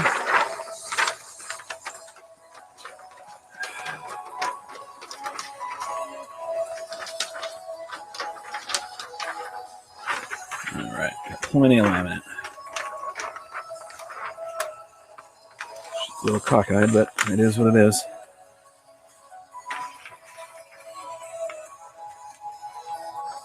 Open hands. Get bagged here. This straight edge right here, which is the bottom part of the laminate. Use it. One cut you don't have to make.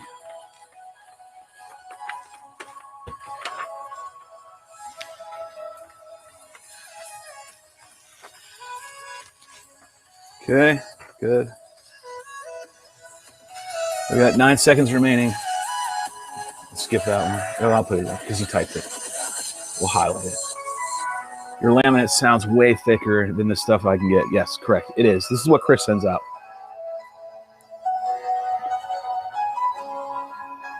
So he's been sending this out with his kits lately. It's super strong laminate.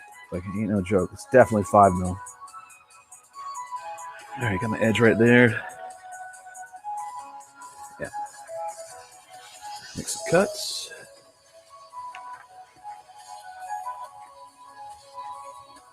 Again, a slight overlap.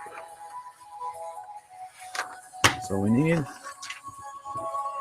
Flush. Yeah, because we gotta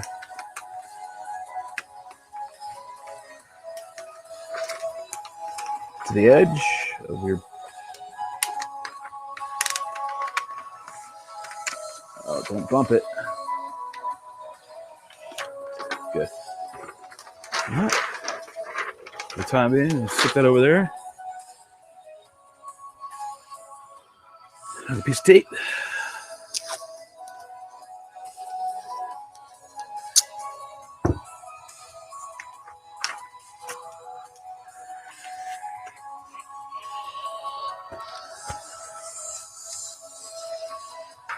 Get it up.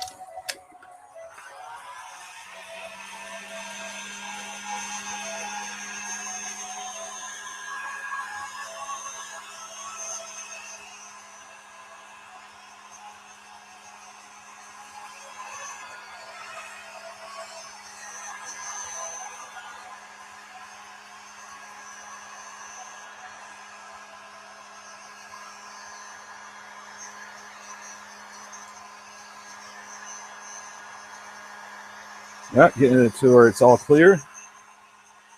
Right, get all that glue nice and hot. Stuff's thick enough it's in the hand behind it. It takes a little while for it to get heated up. Make sure I got my line all right. Okay. Looks. That's what I was missing.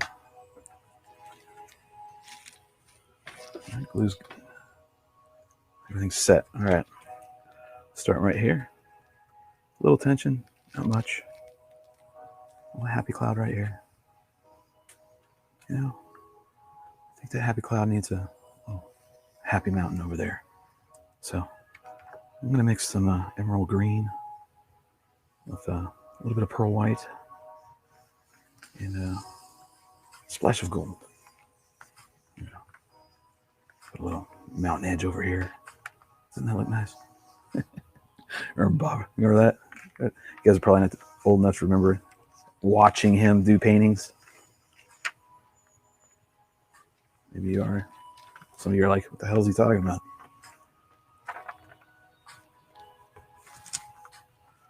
All right.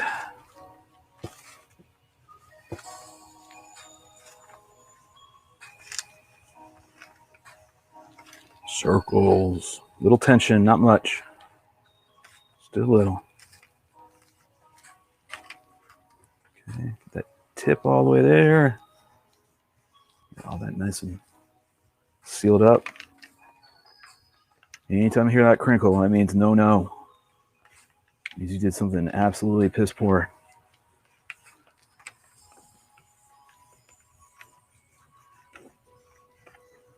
Okay.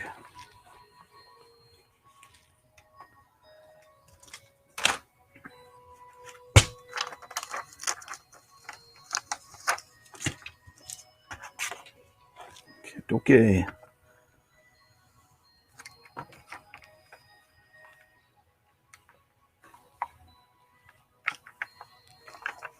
I want to get to the point where I show you how to get all the wrinkles out. I like getting the wrinkles out. So heat up that glue in there. It's going to disappear. Well, some of it did. We'll get to that in a minute.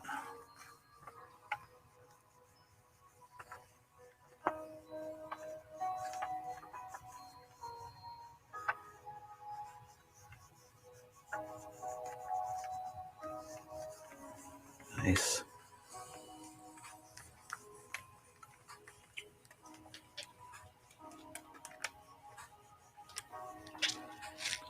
Okay. Take it out. Set that aside for a moment.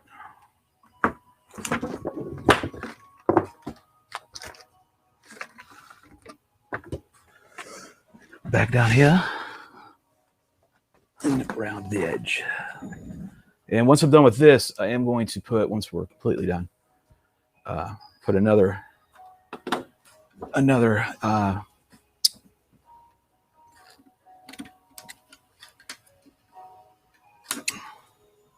sorry, I'm cutting the nose, so it will work with me. Put another 1.5 inch or so, or whatever it is, top to bottom over leading edge piece of this laminate, right? So now it'd be strong. Like instead of having to use tape, you can do this. Just do the laminate. You can do it one more time if you want to get really nuts, and then you'll have a super duper strong leading edge. So that's what this one's going to get today. It's coming together nicely. So you gotta be careful when you're applying all this pressure that you're not warping the wing. So I'm kind of, I'm pushing a little bit down on my arm, I'm also pushing up on here, right? So I can counter that. Just want to make sure it's not getting bowed. That hurt.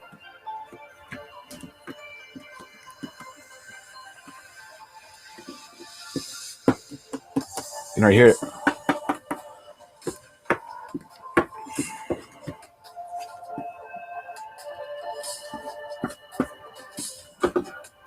All right. Come back over here on the top, flipping it over to assess the rollover here. How well did it meet up and seam up? Looks like it did pretty well. Touch it up in a minute. The heat. All right. Oh, I forgot my damn cuts up there. Shit. Forgot about this. Sorry.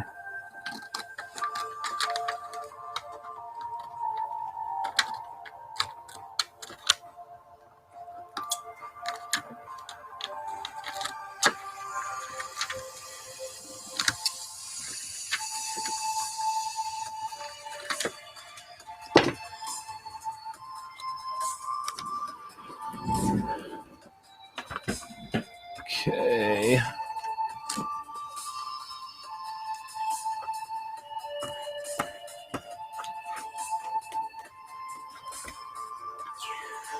Right there.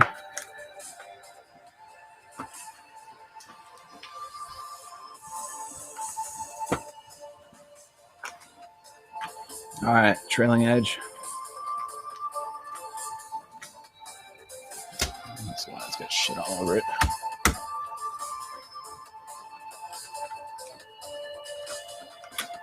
Is that shit in there too?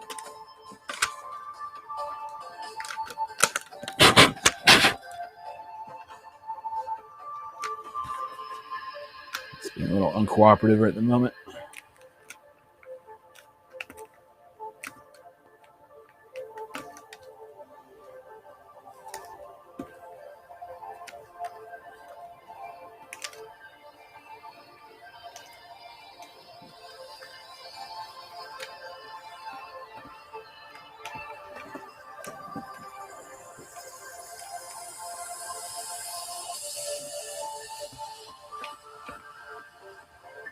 All right. So there's a little overhang. Just gonna go ahead and razor blade that off right now. I'll be prepped for elevons down the road.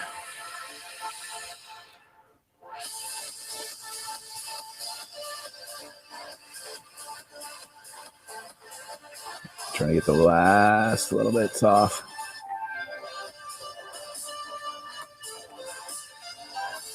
Come on.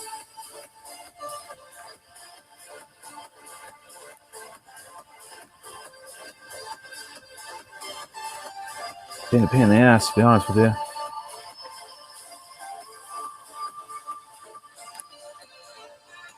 Just go around it.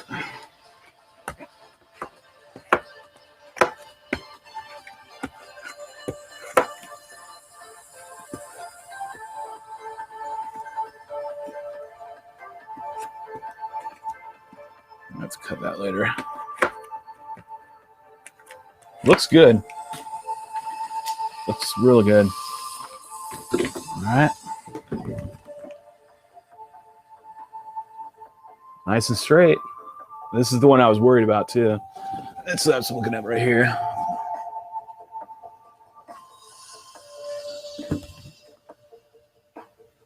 Good. All right. Moving on.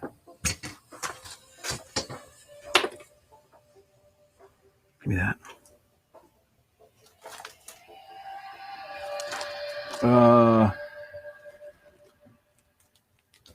Yeah, this one. Used the wrong one last time. Should be all right.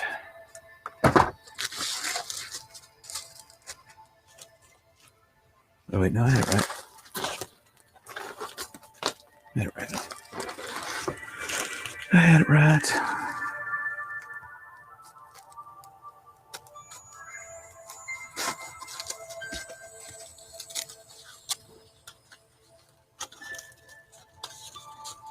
Okay. Oh, didn't want that.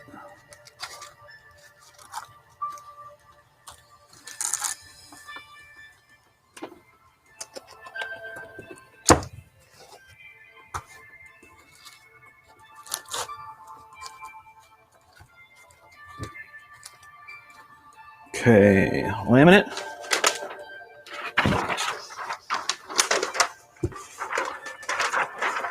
Plenty left over.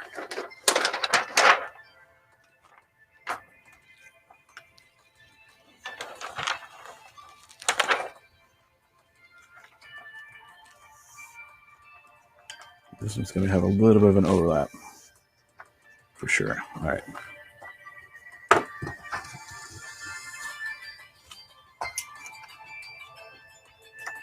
Overlap center here just a little bit.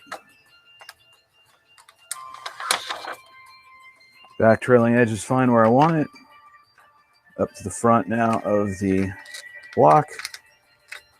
Find that sweet spot in my.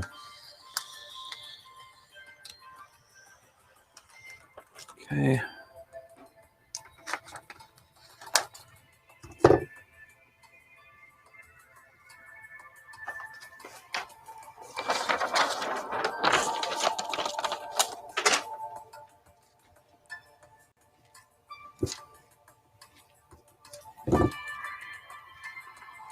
Tack it right here this time.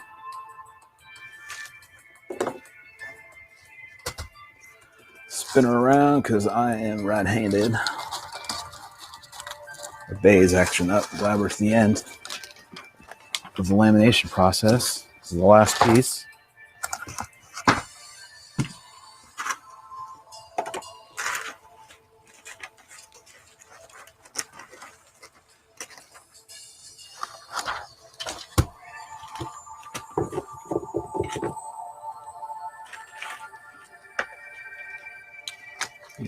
absolute pain in the ass right now. Bay is really getting to me.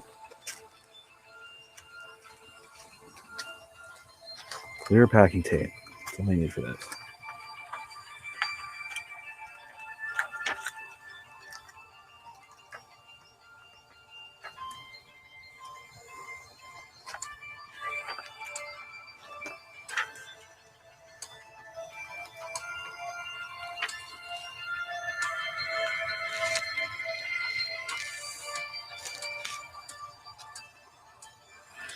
All right, there we go.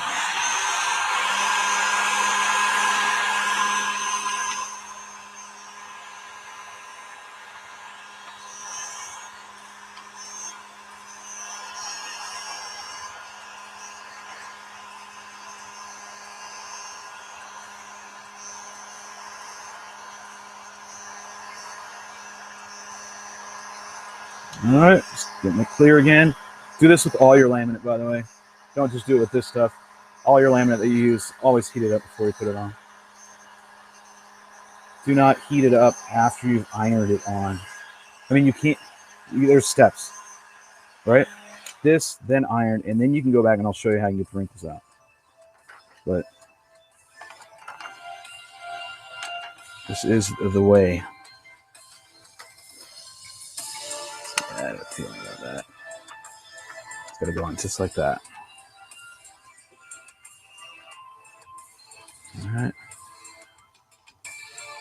That's a little hot. Okay. Down that center spar right there. A little bit of tension. Nice, one good sweep. All right. Come back here. Work from the center towards the front. Just a little bit of tension on it. Not much. Just a little.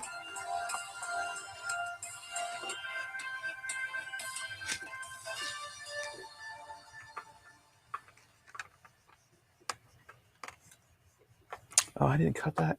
Such a freaking idiot. I thought I had that straight edged. There we go. Problem solved.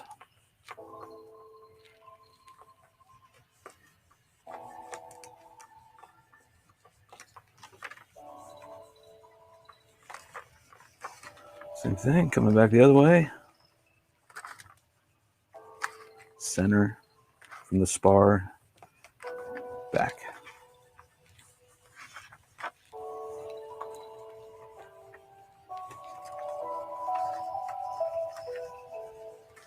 It's looking good. You can already feel how strong this thing is. Strong with the force.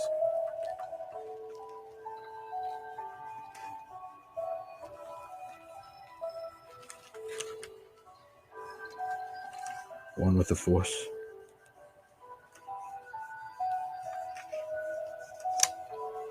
All right.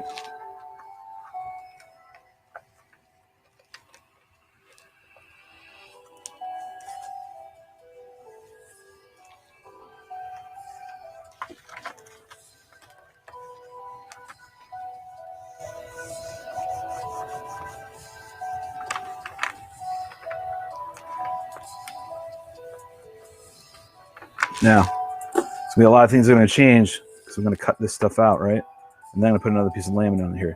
You could have put all these bays in and then lammed it. It's up to you. This is the ass backwards way of doing shit. Then so be it. Just take the tips and run with them, which is how to laminate right. The biggest thing is definitely heat it up first. And I had to learn that myself. I thought I knew. I didn't know. When you reach for something fun with a tail and a fly, it's not a pure way. What kind of coin do you grab? Is this a riddle? I'm not good with riddles.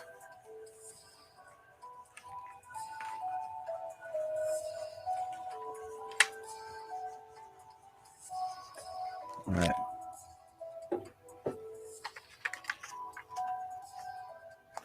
Back to the last bit of cutting and rolling it over. We're done with the bays. Don't want to throw them away though, because I need them for later. Shit. There we go.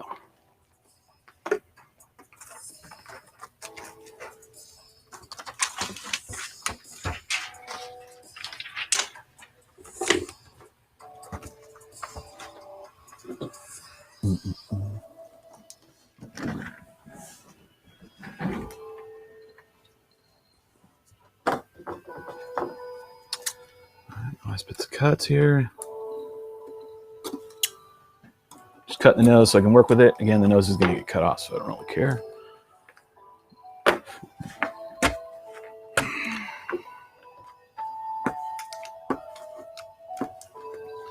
Bean bags help support it, keep everything nice and straight.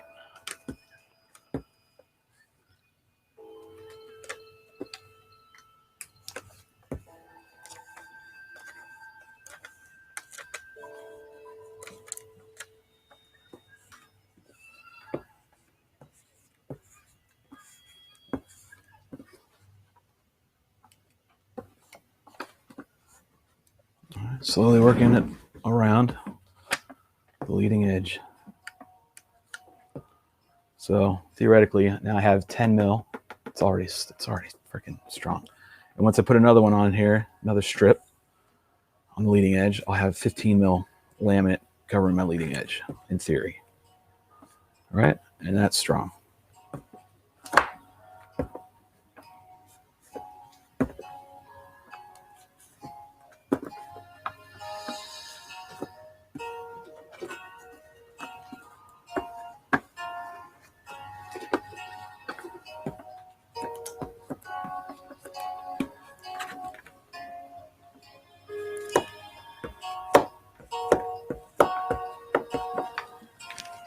Looks really, really, really good.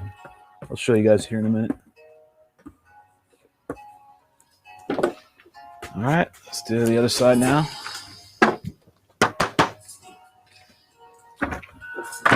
Cut my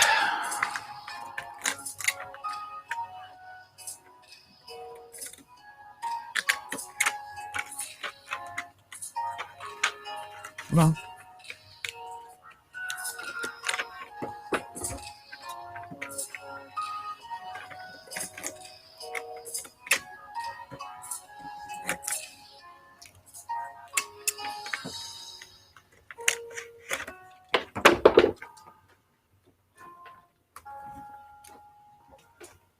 All right, trailing edge.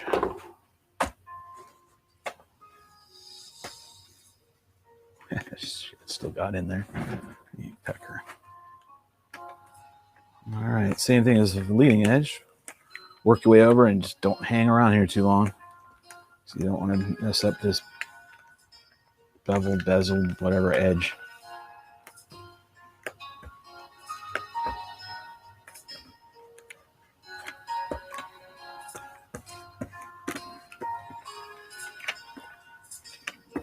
Okay.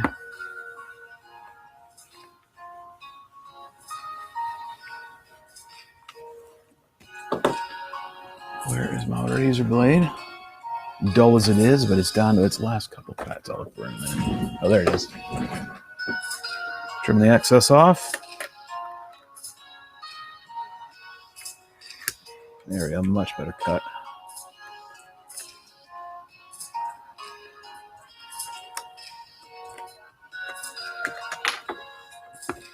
Round just to make sure.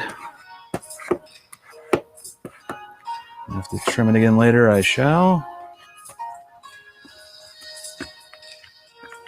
Come on. Connect, you two.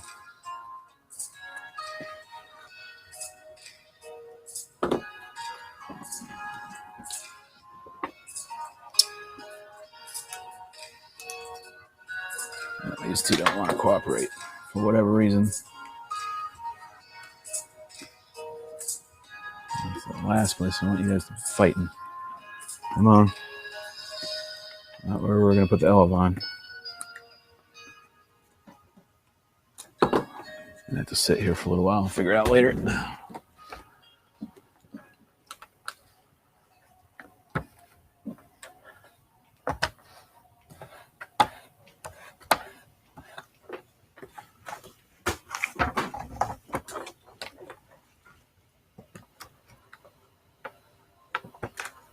Okay.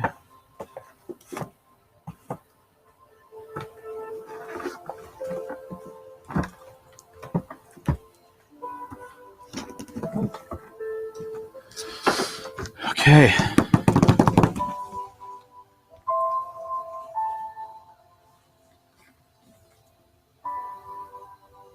Just checking it over. Make sure the rollover here actually went. Nice. Do you hear it? I'm just banging against it now. So now we got a strong frame.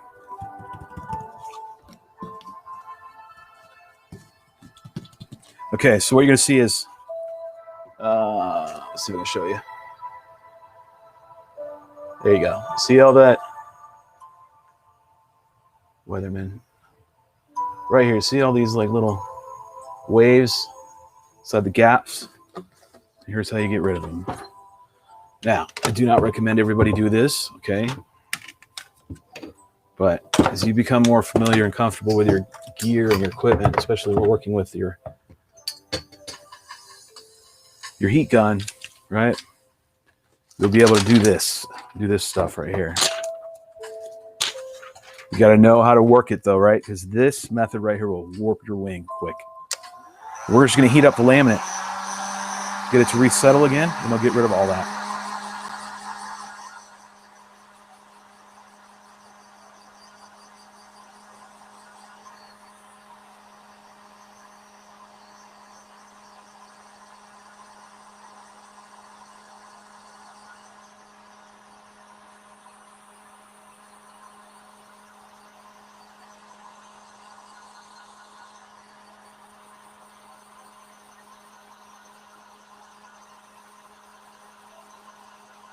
Again, you got to know your gun, right? You don't. You want to make sure you're at an angle so the air can bounce off, right? Don't be straight on it. Go with the air, come on, bounce out. You got to work with it.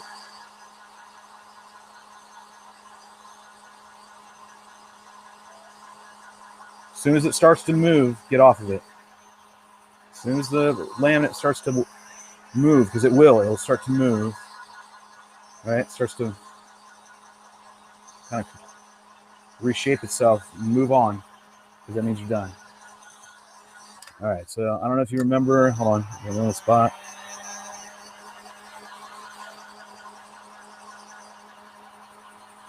Okay. Oh man, this is like glass. All right, I don't know if you can see it now. Let's see if I can get it to reflect. It's only two of you, but yeah, you two get the benefit and see what I'm talking about.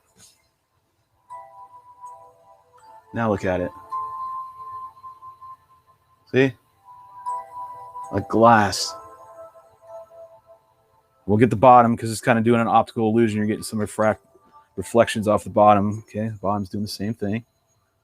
Getting that. So you can see it there. I'm reflecting it with the light, my overhead light on my laminate. See all those little dimples and waves? We're on this side. We got rid of all that. You just do the same thing again right here. Okay. Just got to work with your heat gun. Know how hot it gets on foam. Test it on foam and laminate first on a block or some leftover or an old frame. Maybe repair a frame, see how you can do it, right?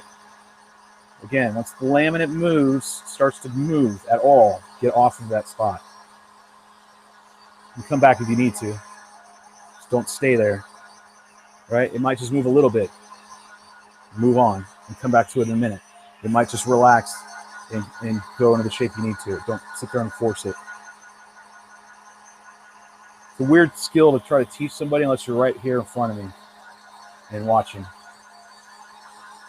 in person. This laminate really does well to this method. Like, it likes it. Again, it can take a lot of heat.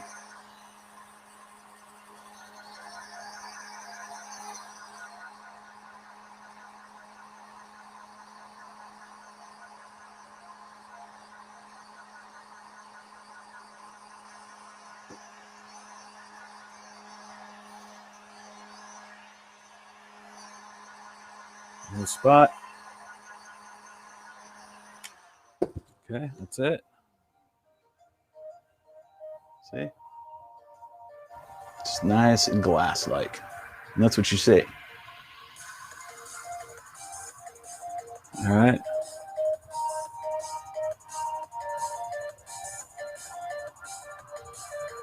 That's what you want.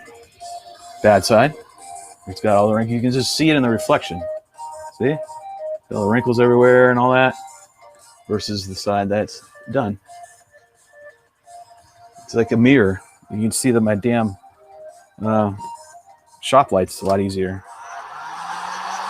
Let's do it again over here. As soon as the laminate moves, I move on to another spot.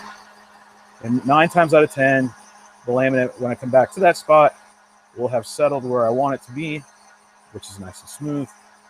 And I'm good to go. If you get this RiteWing laminate, it takes more heat than, say, probably the laminate you've been using. You can kind of hang on the spot just a little bit longer, second, maybe 2, than you normally would. Move it around, make sure you're not getting an optical illusion of some sort. That tends to happen from time to time.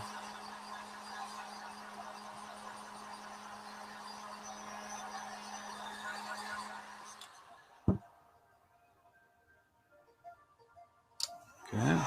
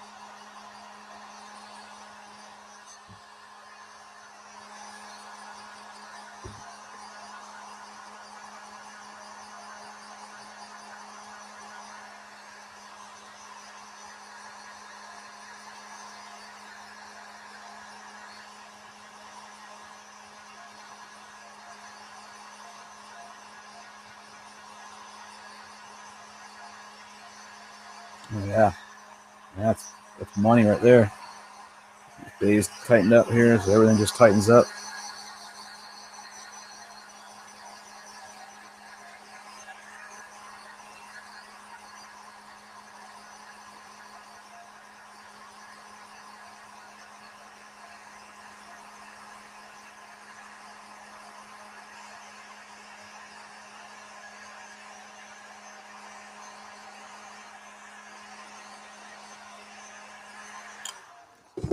All right.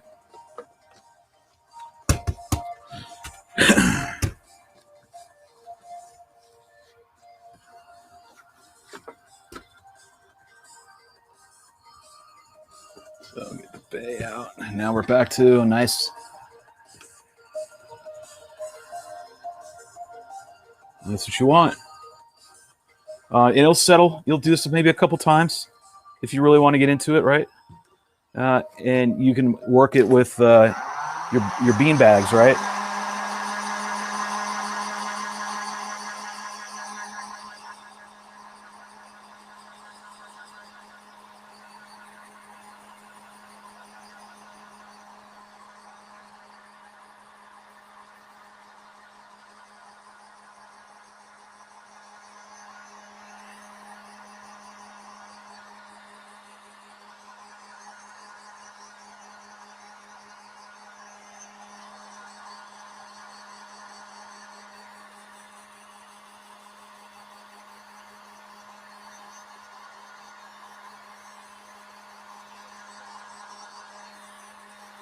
All right, I'm going to touch up right here real quick and put the bean bag on it this time.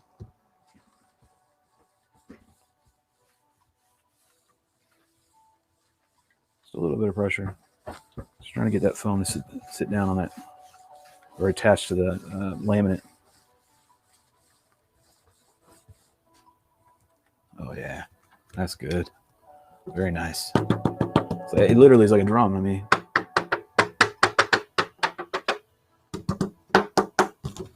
man, I'm telling you what, when I cannot describe how stiff this damn thing is.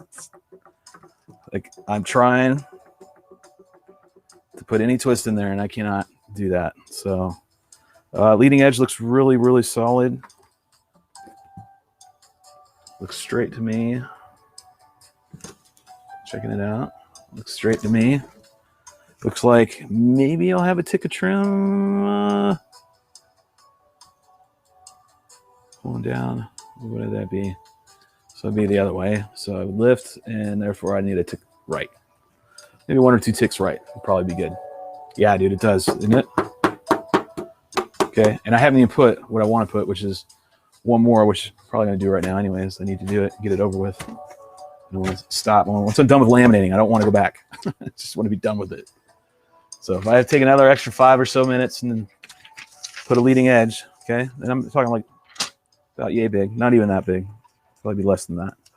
So basically just spar to spar almost. Which technically is that length. So there we go. I'm sure I cut it off so I have 2 of them. Cut myself a little reference cut here. Sorry, I'm off camera. Just a reference cut for later for the other side.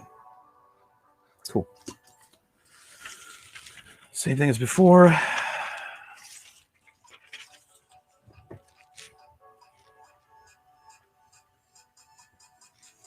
So I'm using leading edge spar as my guide. Oh, where's my tape? Definitely need my tape now.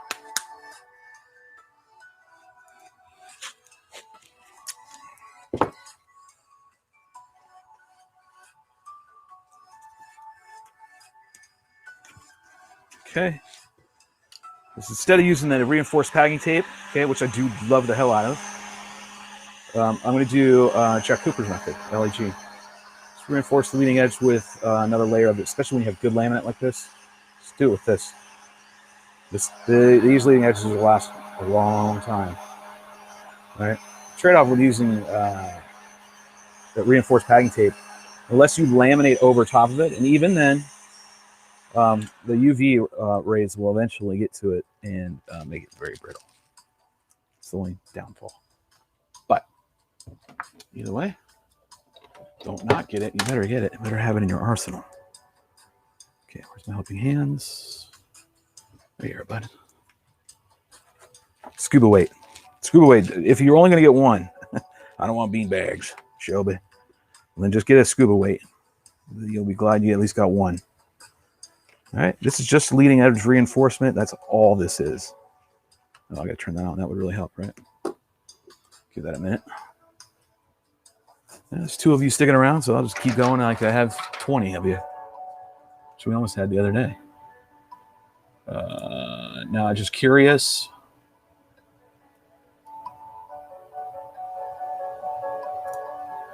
Oh, you were asking earlier, what do I grab? I grab my mini Drak or I grab my Spec wing. Those are the 2 that I go and fly with every day. A-tails myself. I haven't done an A-tail. Talking about V-tail? You can see them and the difference, how it sounds after. And then that sounds tight and nice. Given everything to heat up, I gotta wait for my iron to heat up again real quick. Let's grab something fast on.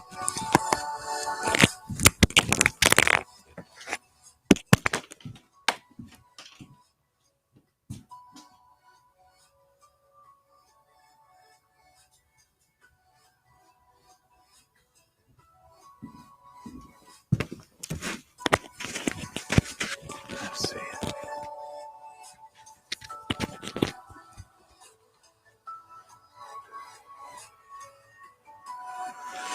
Keep tripping over this wire.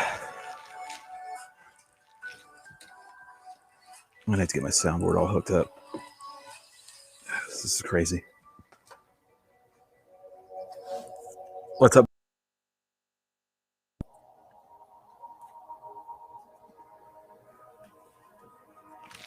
All right, I can put this back. All right, leading edge. Here we go.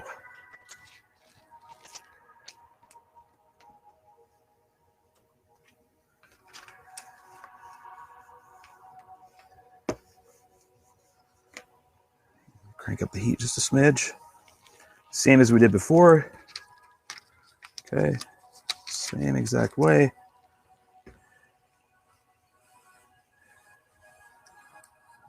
Back down here low, see what I can get to.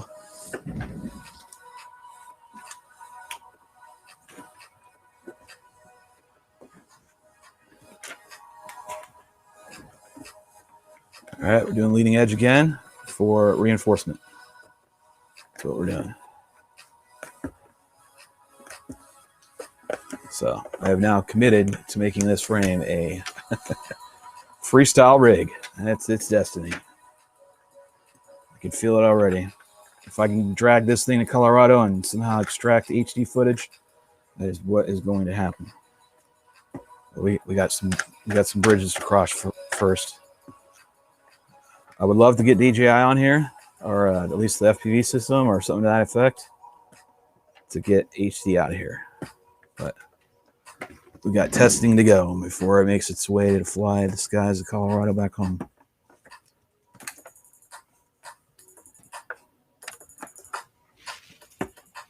Okay.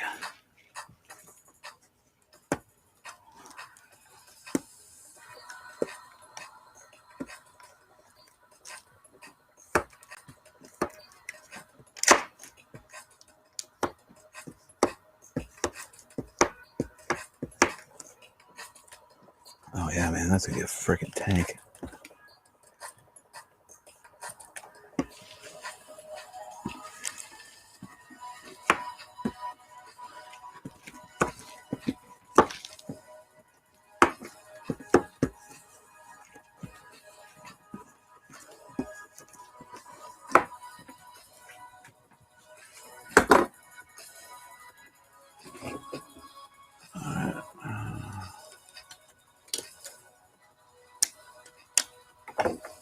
Uncooperative.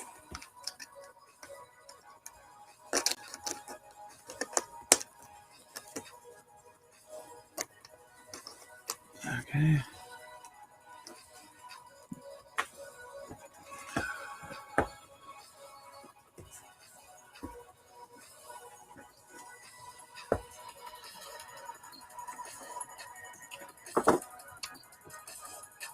Cut the excess off here on the nose to make it easy to work with. Again, the nose is going to get cut off. All right. Flip it over. Holy hell. Okay. That's just out there.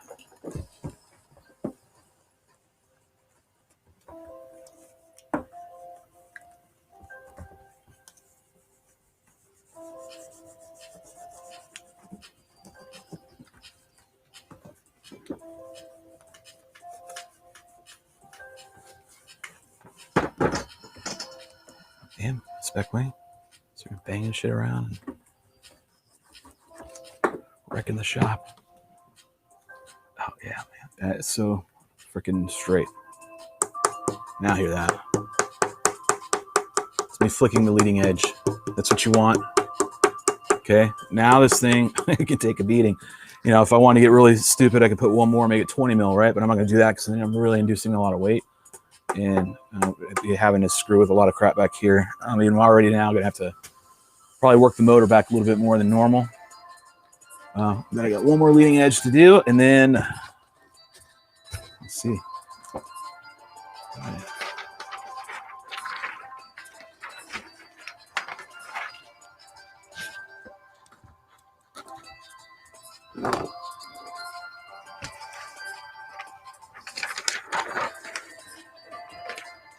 It's all jacked up.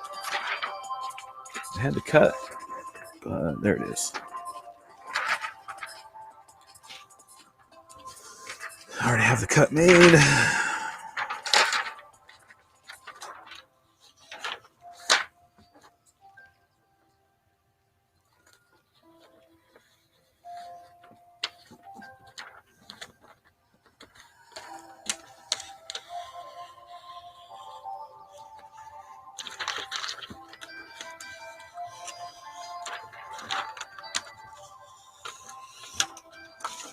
Okay.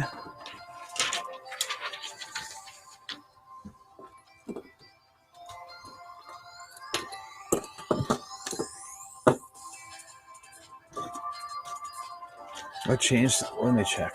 Something happened. I'll read the texts here. We got messages going on. Hold on. Sorry. Let me check.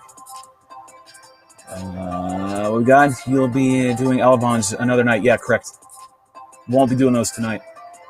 Curious as to how you go about connecting them. Z hinges. Well, I'll show you how to do that. We're going to go from beginning to end, and then eventually you guys are going to see HD footage. I'll do a full release video on it.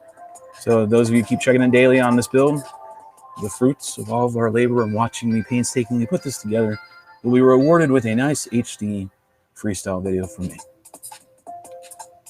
The last wing I made, I used fiberglass and resin to make it strong. Yeah, people do use fiberglass and resin a lot. I know a number of guys that do. I just prefer not to. It's a pain in the ass, a lot of mess.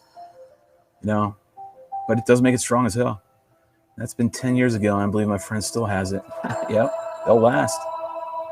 It's more weight, too. Nice. How does the weight compare to laminate? And is it easy to repair after an unscheduled landing? Correct. That's some point I would have.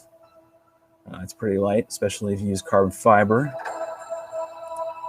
Okay. I don't glass the whole wing. Most people don't. Flicking leading edge sounds like wood now. Yep, sure does, doesn't it?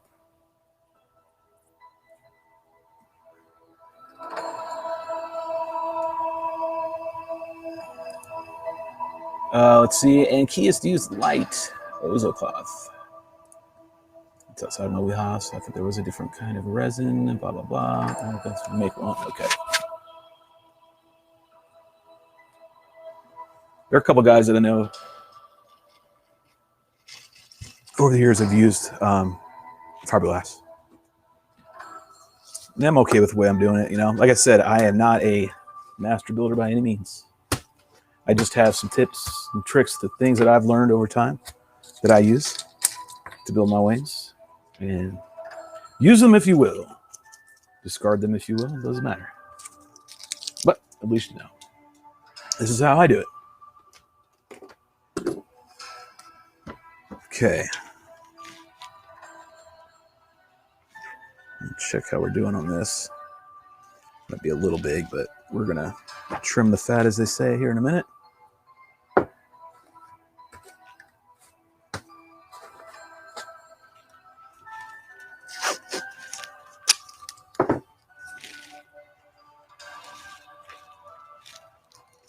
This side this way.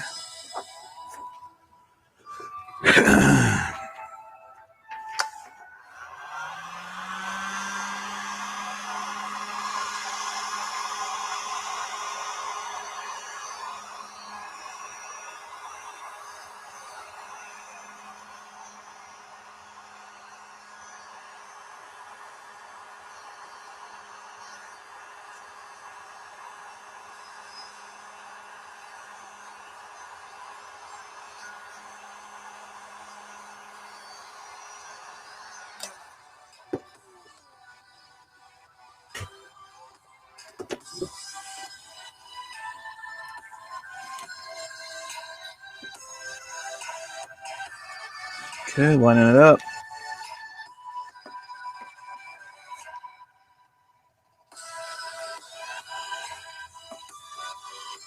I know this is the different. I know I'd be getting slammed, so I got to change back to elevator music. I know I have to. I know I have to. Because one's copyright free and the other one's not. Yeah, so I'll keep going. All right, back to elevator music. Yeah, thanks, Shelby. Oh, what the hell did that come from? Must have hit something.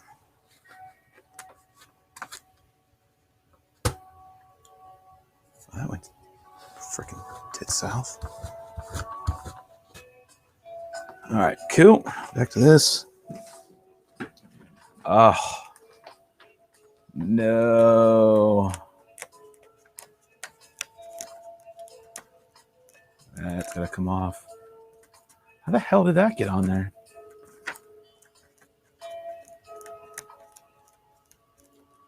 Got a spot of glue that somehow managed to get on my laminate. It's a nightmare when you're starting to work with iron. How the hell did that happen? Got a spider web on here. I must have hit it with my heating iron somewhere and just spread it all over. All right, get it all lined up.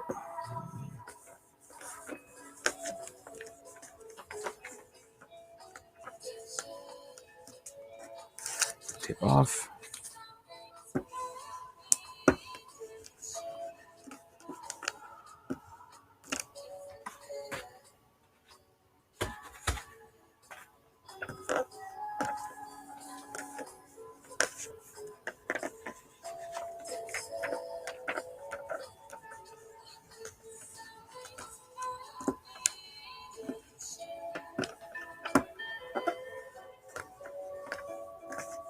Working my way around. A little tension, nothing much.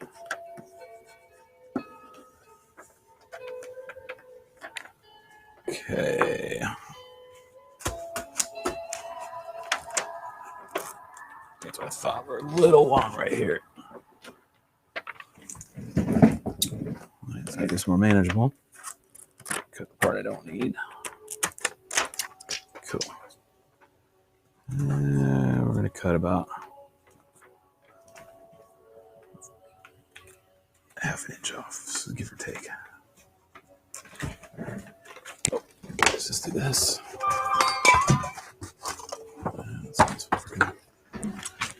If it texted me, it's for a reason.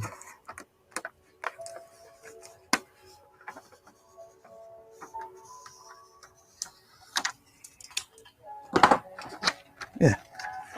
Good. Good. Got a little part right here.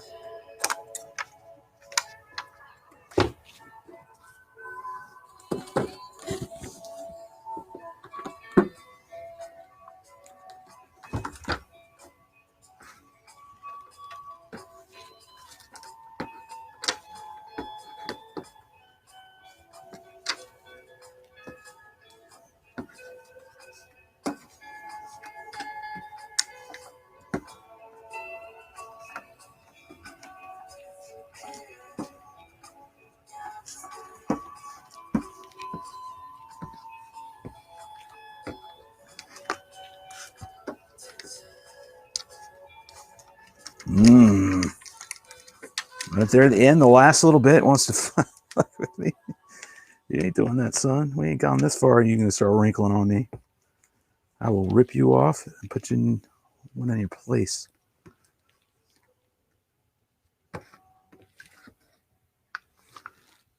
Laminate was trying to get stupid on me and wanting to wrinkle.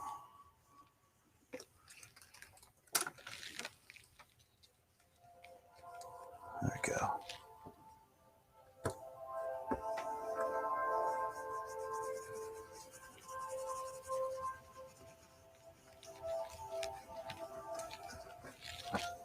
Okay.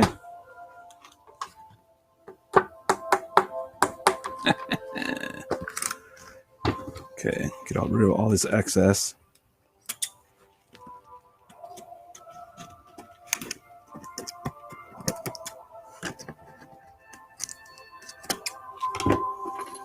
Get my razor blade out. This is done. Here.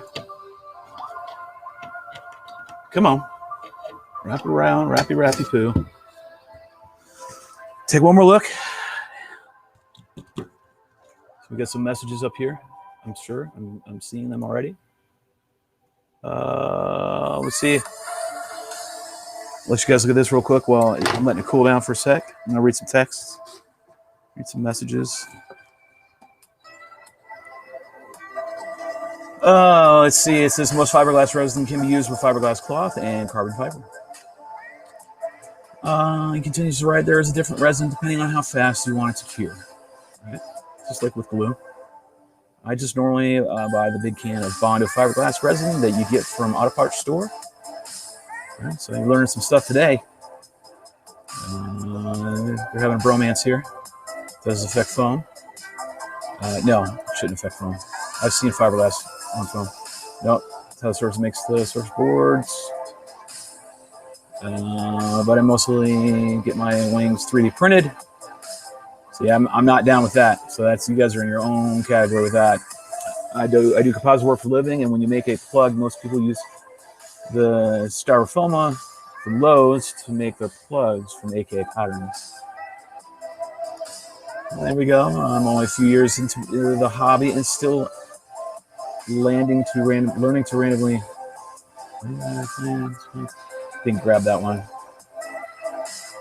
Yeah, the good thing is that if I crash, I just have to print another for 3 days, right? I just don't like them because they just don't look structurally sound. Like, they're cool. I love the idea and the concept, but they look like they're going to break. Super. This is not going to break compared to that. Any of the ones I'd seen in person that our buddy Kyle, he cut prints. I'm like, man, shit ain't going to last. So checking it over again, letting all the laminate relax, do it, changing to the temperature in here and adjusting, and seeing if any of the laminate starts to do anything stupid, right? That would require more attention. Not spraying adhesive on here, okay? We're gonna see how it pans out, right?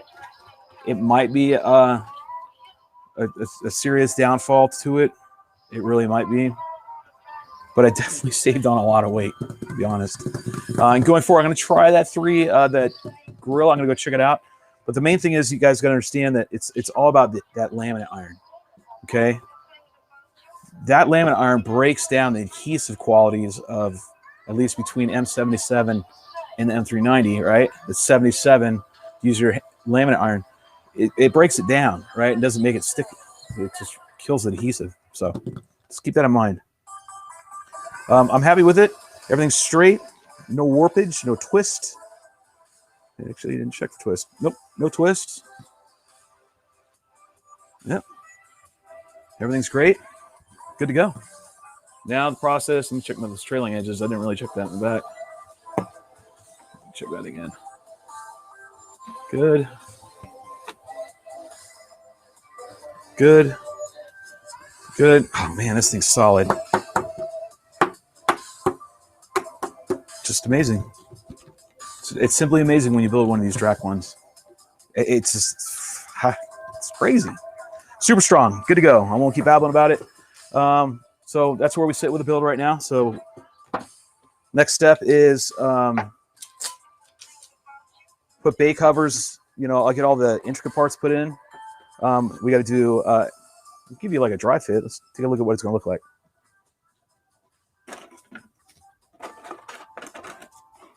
Grab some bits. How the hell am I missing one of these already? There you go. Actually, I don't need both. Just need two. Grab these two. It's bottom and bottom, and these are top then. So I'm not putting these on till the end, right? Because we got a lot of stuff to do yet, like putting electronics in and whatnot, and I don't want to be dealing with my verts in my frame. So we'll nail these down nice and straight. And the key is to get these nice, perfectly straight, right? And you got some of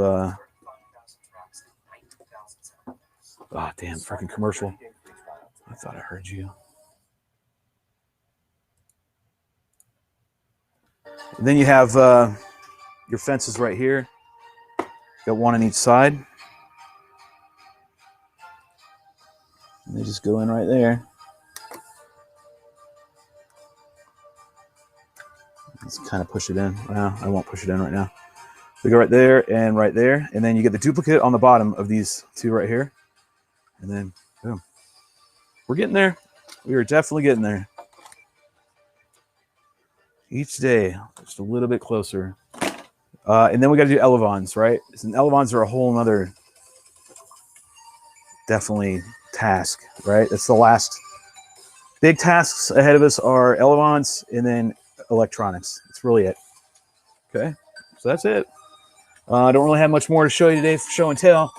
I already showed and told yesterday, which was the IX20. Let me keep reading these comments before we start wrapping things up. I've had 3D wing that crashed 4 times, a 3D printed wing that crashed 4 times, never broke a wing. It's pretty cool. It's impressive.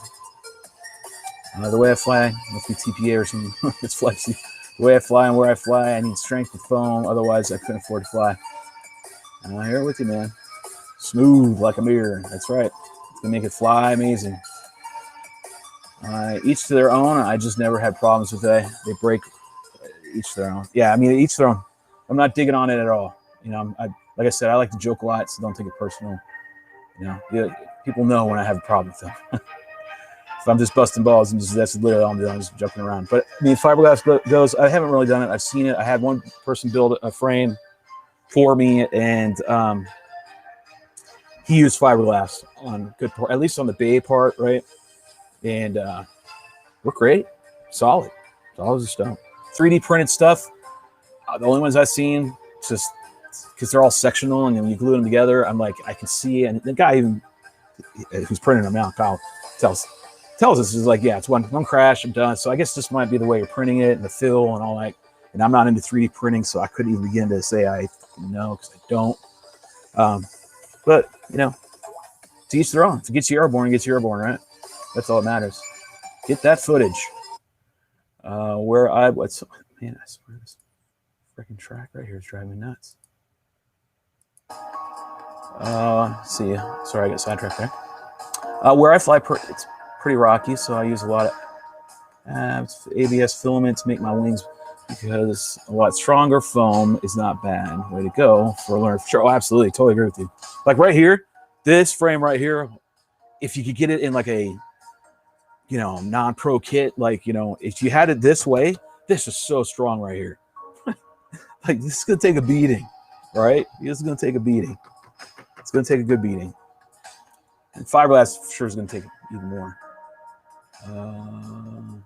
And places I like to fly are very, you know, of course I love to fly back home in Colorado all the time. Like, that's what I want to do all the time. You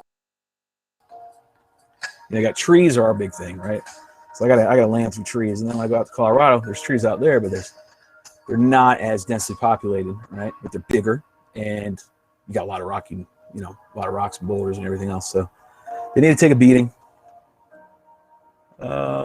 If you look on test flight, they use their waterproof foam board in fiberglass.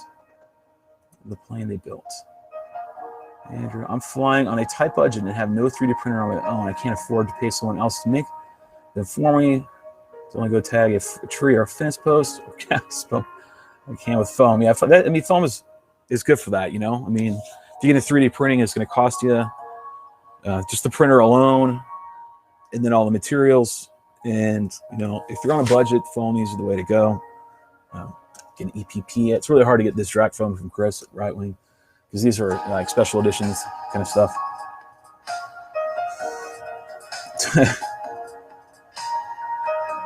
Arts and crafts with Shelby. You know, you can go live and be, you know, tool time with Rue. Can't disclose where you're working and everything. You know, I don't do that. Most of your planes crash scale. You got that?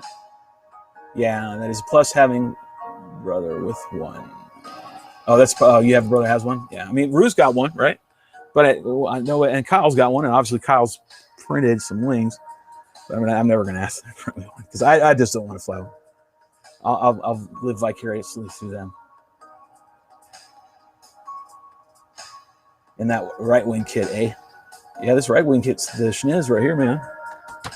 It's good. Remember, I got 3 specs, and I got a 48, a 44, a 30, a 38. I got one of everything sitting here that can be built, right? Almost every one of them in the RiteWing fleet. Flight test foam board is prohibitively expensive to import here to Australia. I wouldn't doubt it. I wouldn't doubt it.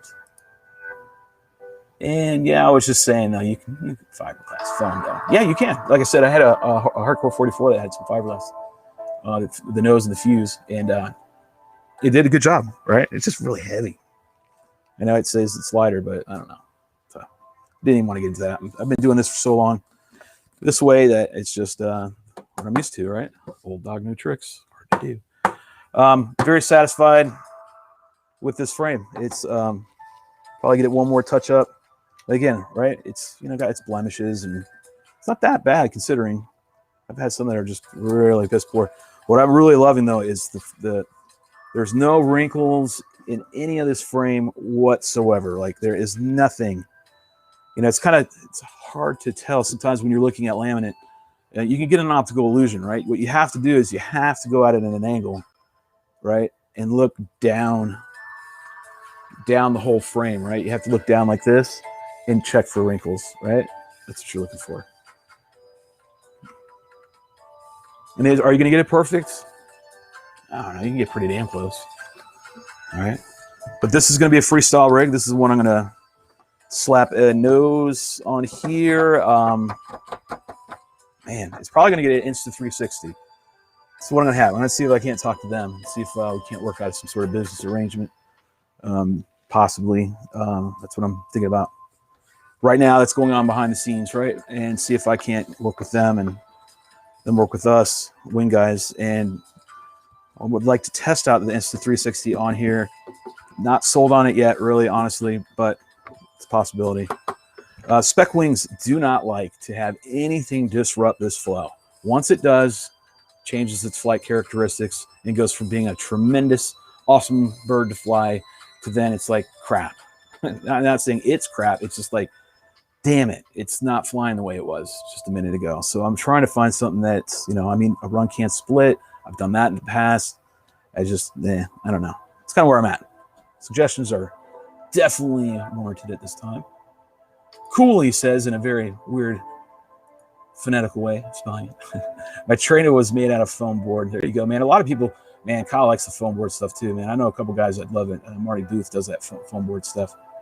But they make their wings out of Shelby. This is a German foam, I believe, right here, this foam. And this is the same foam that RiteWing uses for their mini Draks, which are molded, right? For all the Drak series, which is the big, huge one, the mini, and then the mini Drak and the nano Drak. And by the way, I know a lot of people have been coming to my channel lately, and especially because of the videos of seeing the mini Drak fly from like Nurk's video and whatnot, and Ed Ricker. And what you got to note is, yes, it's kind of unfortunate I keep showcasing the mini Drak. I love that frame. However, you can get the little brother version, which is the nano Drak. Now, the nano Drak is in stock. You can get that, and you can get it with standard, which means just its traditional footprint size of wing span, or you can add on boom and an extension on the back to give it more control surfaces and make it fly a little more stable, people say. And then you can get extended wings, right? And so it could be more of a cruising frame. So you got a lot of versatility there. So just because you can't get the mini Drak, they'll be disheartened, you can get the nano Drak. And Rue and I have been testing the nano Drak prototype because I've had it for years, for the past several weeks, and I've been falling in love with it each time we go out a little bit more. I'm still trying to find out all of its flight characteristics, where it shines, where it doesn't shine right now. So I'll keep you in the loop. All right. So there you go. You could build a nano Drak to do, I don't know, lots of stuff. Fast, cruiser, freestyle. I don't know. I'd have to get more production model flight time, right? Because I'm still flying the proto. Roberts, I actually put some monocoat over 3mm laminate, and it turned out pretty cool. I remember doing that when I first got sponsored by TBRC. It's an a-hole I was. I laminated it, right? I think it was the reflex, right? I think it was my reflex.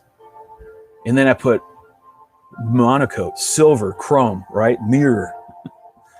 And my thought process is, well, if they go on a turn, the sun's going to hit their glasses, goggles, camera. It's going to blind them. They'll miss the turn. No, didn't work. I took it off after like a week. It just started falling apart after all my practices. It would come down, the monocoat would start ripping and tearing. So I stopped that. I never went back. I never paint my frames. Like very rarely do I even paint. I'm chasing the flight is what I'm always chasing. I'm chasing that connection, that flow, and want to record it. We'll look into it when I get more experience building planes, I hope. Yeah. I mean, fiberglass is a thing you're gonna have to, and 3D printing is especially another avenue of learning how to learn a whole new skill. Let's see. Yeah, I've done that before. Blah, blah. Stick with it, bro. He says, you get there. Just gotta spend some time in the saddle and keep to it. That's correct. Shelby, you mentioned split run cam hybrid cuts clips to 8 minutes 50 seconds, even if loop timer is turned off. Well, that sucks. I mean, I don't know how much they cut off on each. You know, how many frames are you losing, right? Because then when you go to stitch together, it's just going to jump, because that would really suck. Because if you're watching here, or maybe you don't know, wing flights are a lot longer than quad flights. And seriously, like I can run a spec wing for 20 some minutes. Hell, Rue was flying his because he's cycling batteries right now, some China Hobby Lines, right? I'm teaching them how to cycle batteries because you get your best performance if you break them in properly, right? There's a way to break new batteries in that I've been doing for years. And so I'm teaching him how to do it. And I mean, he was up yesterday for, I think it was 23 minutes on a 2200 3S. So you got a long flight time, you get a lot of footage, and I don't want something that's gonna, you know, I don't mind the auto loop, but if it's gonna auto cut off and there's a gap, then, you know, it kind of sucks. On average, minimum, my flights are like 15 minutes. And that's freestyling for 15 minutes. Not 4. It's a long time. For sure. What's up, brother? Marty's here. Hey, I'm live. Say hi. Saying hi. They're not grandchildren. You're like, hi, how you doing? Oh, sweetie. Hello, internet, he said. For sure, much cheaper than racing bikes or cars. Absolutely. This is like you want all those thrills, then do FPV wings. I'm telling you. You can do quads, but do wings. Well, keep up the good work, Shelby. I will catch you on the next live. Sounds good, man. Absolutely appreciate you stopping by here, Andrew. Nice talk. Look at everybody's getting along here. Everybody's been, I need to cycle my new batteries. Yep, you got to cycle them a bit. And I'll tell you real quick how I do it. So it's 5 cycles. So it's 5 nice runs, and you incrementally, kind of like weightlifting back when I used to do that and be very fit. It's progression, right? So you do the same thing when you're breaking your batteries. Your first cycle, no more than like a half, 60%, somewhere in that range on your throttle, and just run it through, right? Just a nice chill cruise flight. And then second cycle, you run it, you ump it up a little bit more. Now you're in the 70s. Third, you're up in the 80s. Fourth, now you're touching hundreds, meaning you're hitting the throttle. You're not staying on these, right? You're getting to the max and you're touching that. Fifth cycle, which is about where they start to open up, you are hammering on it more. Now you're really starting to go at it. Now you're running about 90%, 80, 90% of the way you're normally going to run, whether it be a racing or freestyle. So you're really going at it. And then after that, you're done. Right? So it takes about 5 cycles. When you do that, you're breaking in your battery. And a big key thing is make sure you balance charge it all the way up, okay, to get to its max, peak, proper charge, go out and run it and get it all the way down. Don't half discharge it. Don't 3/4 discharge it. Run it all the way down to 3.5 a cell under load. You can go anything below 3.5 a cell under load, you're going to hurt the cell. So when it hits 3.5 a cell under load, land, and then repeat 5 times. And then watch. Your battery's going to crack open. You're like, damn, never knew my batteries could do this. Which is, you'll go to find out. And then you'll find out if like you have, like, Rue's got like 6 or so of these batteries that he's testing right now or breaking in. You will find some, or at least I do when I'm breaking a number of batteries like that for a competition, that are, you might have a dud here. You might have one that has bad cell, and you'll find that like through breaking them in properly, right? And that, like, say you go to a race event, then you're only taking your best, your premium, your top charge, discharge batteries that are running. You know, I even have a chart that it's with little icons that I put on them, and Rue's seen it, and that's how I grade my batteries before I go to a competition, because I'm running out and breaking them in. And then they perform amazingly. And then they last longer too. See, very disappointed in hybrid's lack of settings and interface, but shit, runtime is huge. But huge bummer for me too. I must have missed something. Oh, what's up, friends? I'm late to the party. It's still little. Started 3 hours ago. I didn't catch that one on the hybrids. I don't know what that's about. I built this stand where I have an ESC motor to cycle batteries. Yeah, and that's fine. You can do it that way too. I just prefer to take mine and also use that stick time, because usually it's on a frame when I'm breaking in batteries like that, on a spec frame or a sport class frame that I'm going to go to a competition for, right? So I have a fresh frame and fresh batteries going to said event, right? 9 times out of 10, that's the case. I'll contact my sponsors. I need a frame and I need batteries, and then they send me fresh. And then, so at that point, I'm using those cycles to go ahead and also familiarize myself with how the frame's acting, any subtle, tweaks or trimming, especially that I might need to do, or any adjustments. And I use some kind of like 2 birds, 1 stone when I do it that way, right? So, yeah. Good chatting with you too, Andrew. You too, Sheldon. Thanks for the stream. You're quite welcome. Yeah, I don't get a lot of flight time anymore, so that's how I cycle my batteries nowadays. Yeah, sometimes you just don't have the time to do it. I'm in the hunt for some batteries myself, to be honest with you. I'm looking no longer with Tattoo. We parted ways a while ago. But I'm looking for some good competition batteries. I know Race Day is RDQ's batteries, 2200 3S, are what I'm going to go ahead and procure. I know Rue's testing the CNHL versions. I'm going to go ahead and grab a different version. That way I have a variety. And fresh batteries, I'm going to order them tonight, get them in hopefully in the next couple of days, and break those in. But those aren't going to be for this. These are going to run, actually, I have batteries for it. Some 3200 4S from Spectrum. So they're smart batteries, right? And I'm going to use that on this. It's not going to be a competition rig. This right here is going to be a purely freestyle rig, and it hopes, fingers crossed, we can get it all the way to Colorado and maybe yank out some good footage.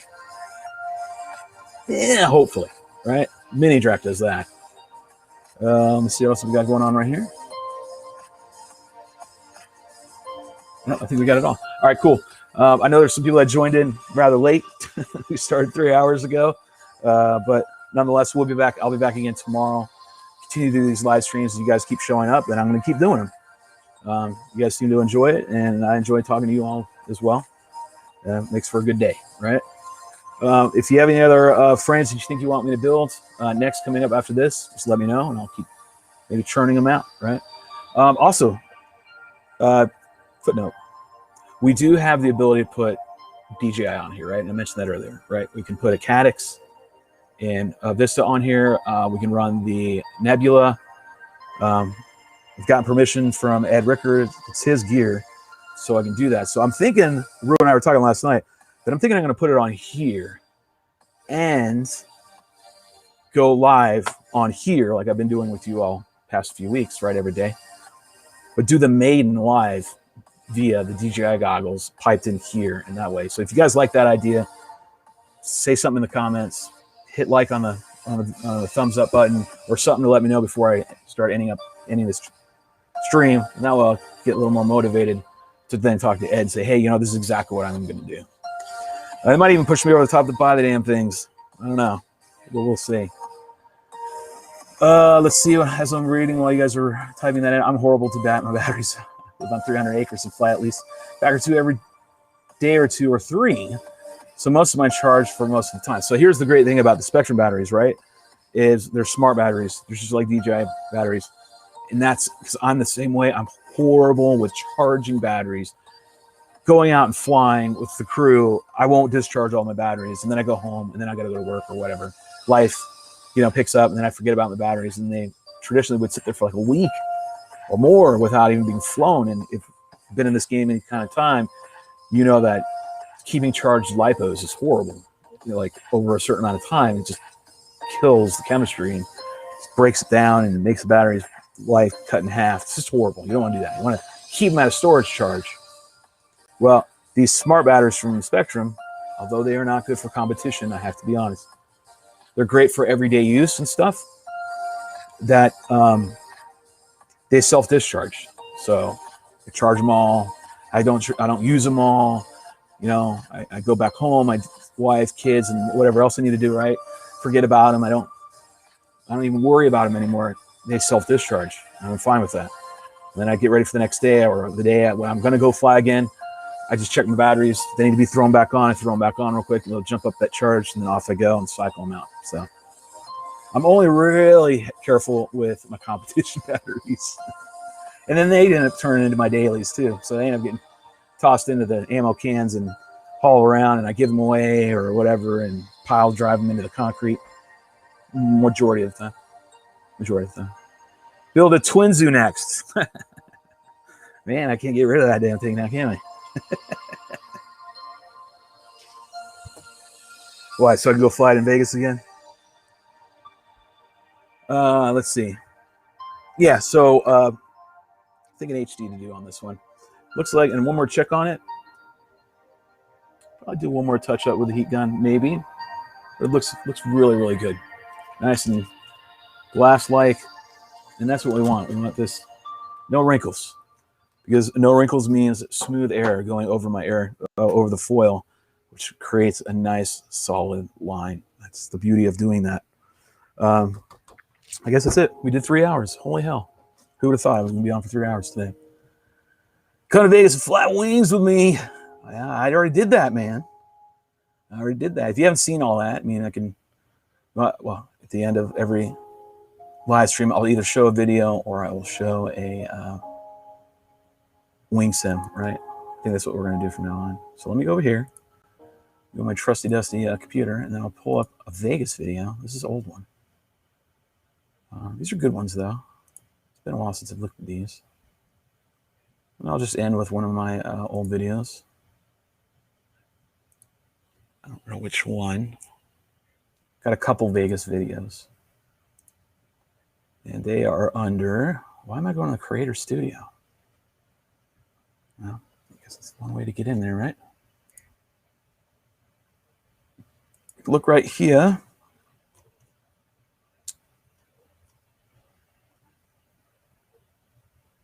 Here's what I'm going to do. What the hell is going on? Go to my channel. Playlists. And it's going to be in our main episodes. And then I'm going to go to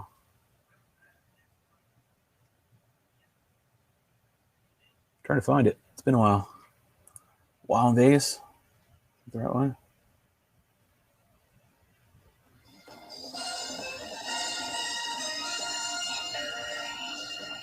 All right, see if I can do it. This is back in the day. This is 4 years ago, man. God, I can't believe it's been that long. So let me go ahead and pull it up over here. Get this. Go here. And window capture. Holy hell. Number 9.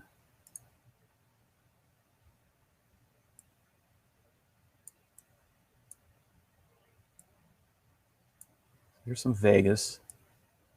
We'll kind of end it with that today. And let me know which ones you prefer me to do the sim or show old school vids. So I got a freaking ton of them. Go right here, go down. And you can see the outside. Oh, here we go. Good. Let me know if you can hear the audio, and I'll go ahead and hit play.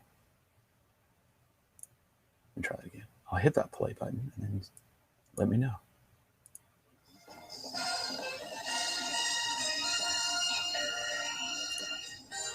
This is old. Like, I don't even have a beard.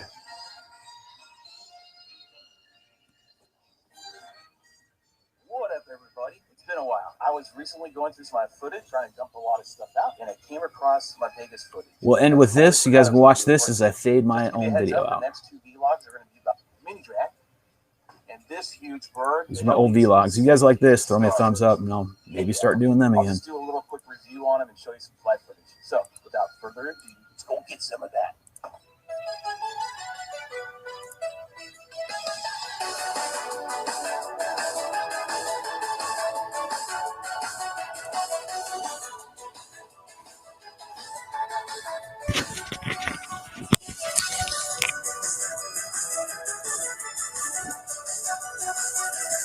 day one. Day 3 for me. Well, actually, let me Hey, see. there's Alex. So we're going to some locations outside of Vegas, and it looks fucking awesome. I'll go ahead and show you where we're going.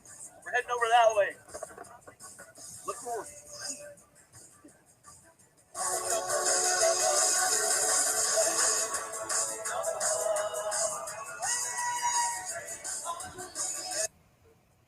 One, two, three, four.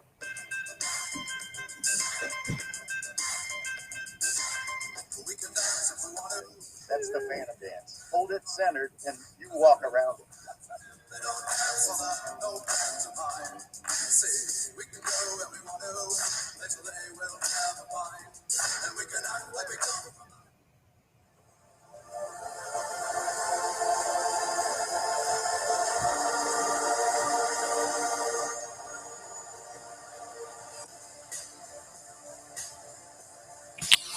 Old school stuff. This is when I first found out the Spec Wing could actually do what it does today.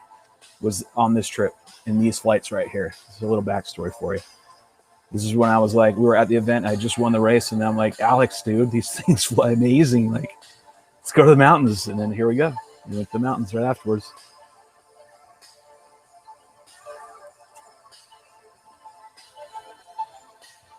Yeah, I need to go back there and fly it again because progression's been made. So I need to go back.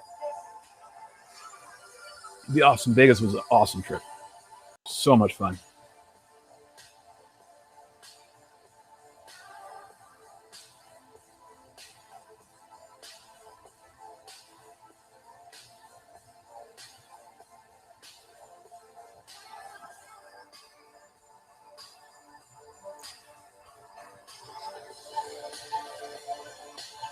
This gentleman right here is the one that actually does all the fiberglass. That whole wyvern right there. There I'm standing on the ledge. The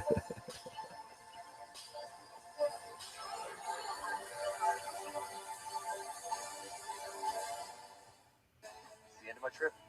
So I just wanted to say thanks to everybody at FPVWRA for throwing this event. That was awesome. Thanks to the Las Vegas Wingnut crew. They are absolutely a killer bunch of guys. All right, guys.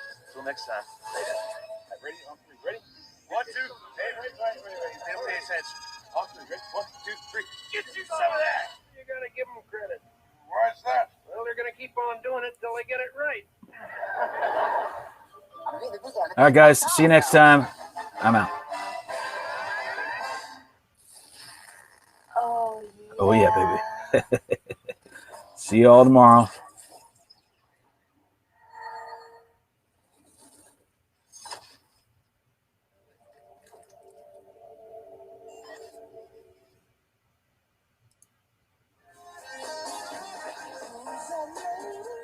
Oh, it's time to go, sweetie. It's time to go fly. Do I take a shower with my wing? Why, yes, I do. Jesus, she hogs all the damn room. Seriously, curlers? We're going to fly, and you're not going to look pretty after today anyways. So, ditch that idea. The problem with my wing, sometimes he misbehaves. He never gets dressed. He never wipes his own damn lens. Hey, you ready to go? You better not be watching multi-rotor shit. God damn it, HC. See, this is what I'm talking about. You're watching damn porno again. P-Shaw, at least you got good taste. Get ready, we gotta freaking leave. Why am I having to change your tape? You're a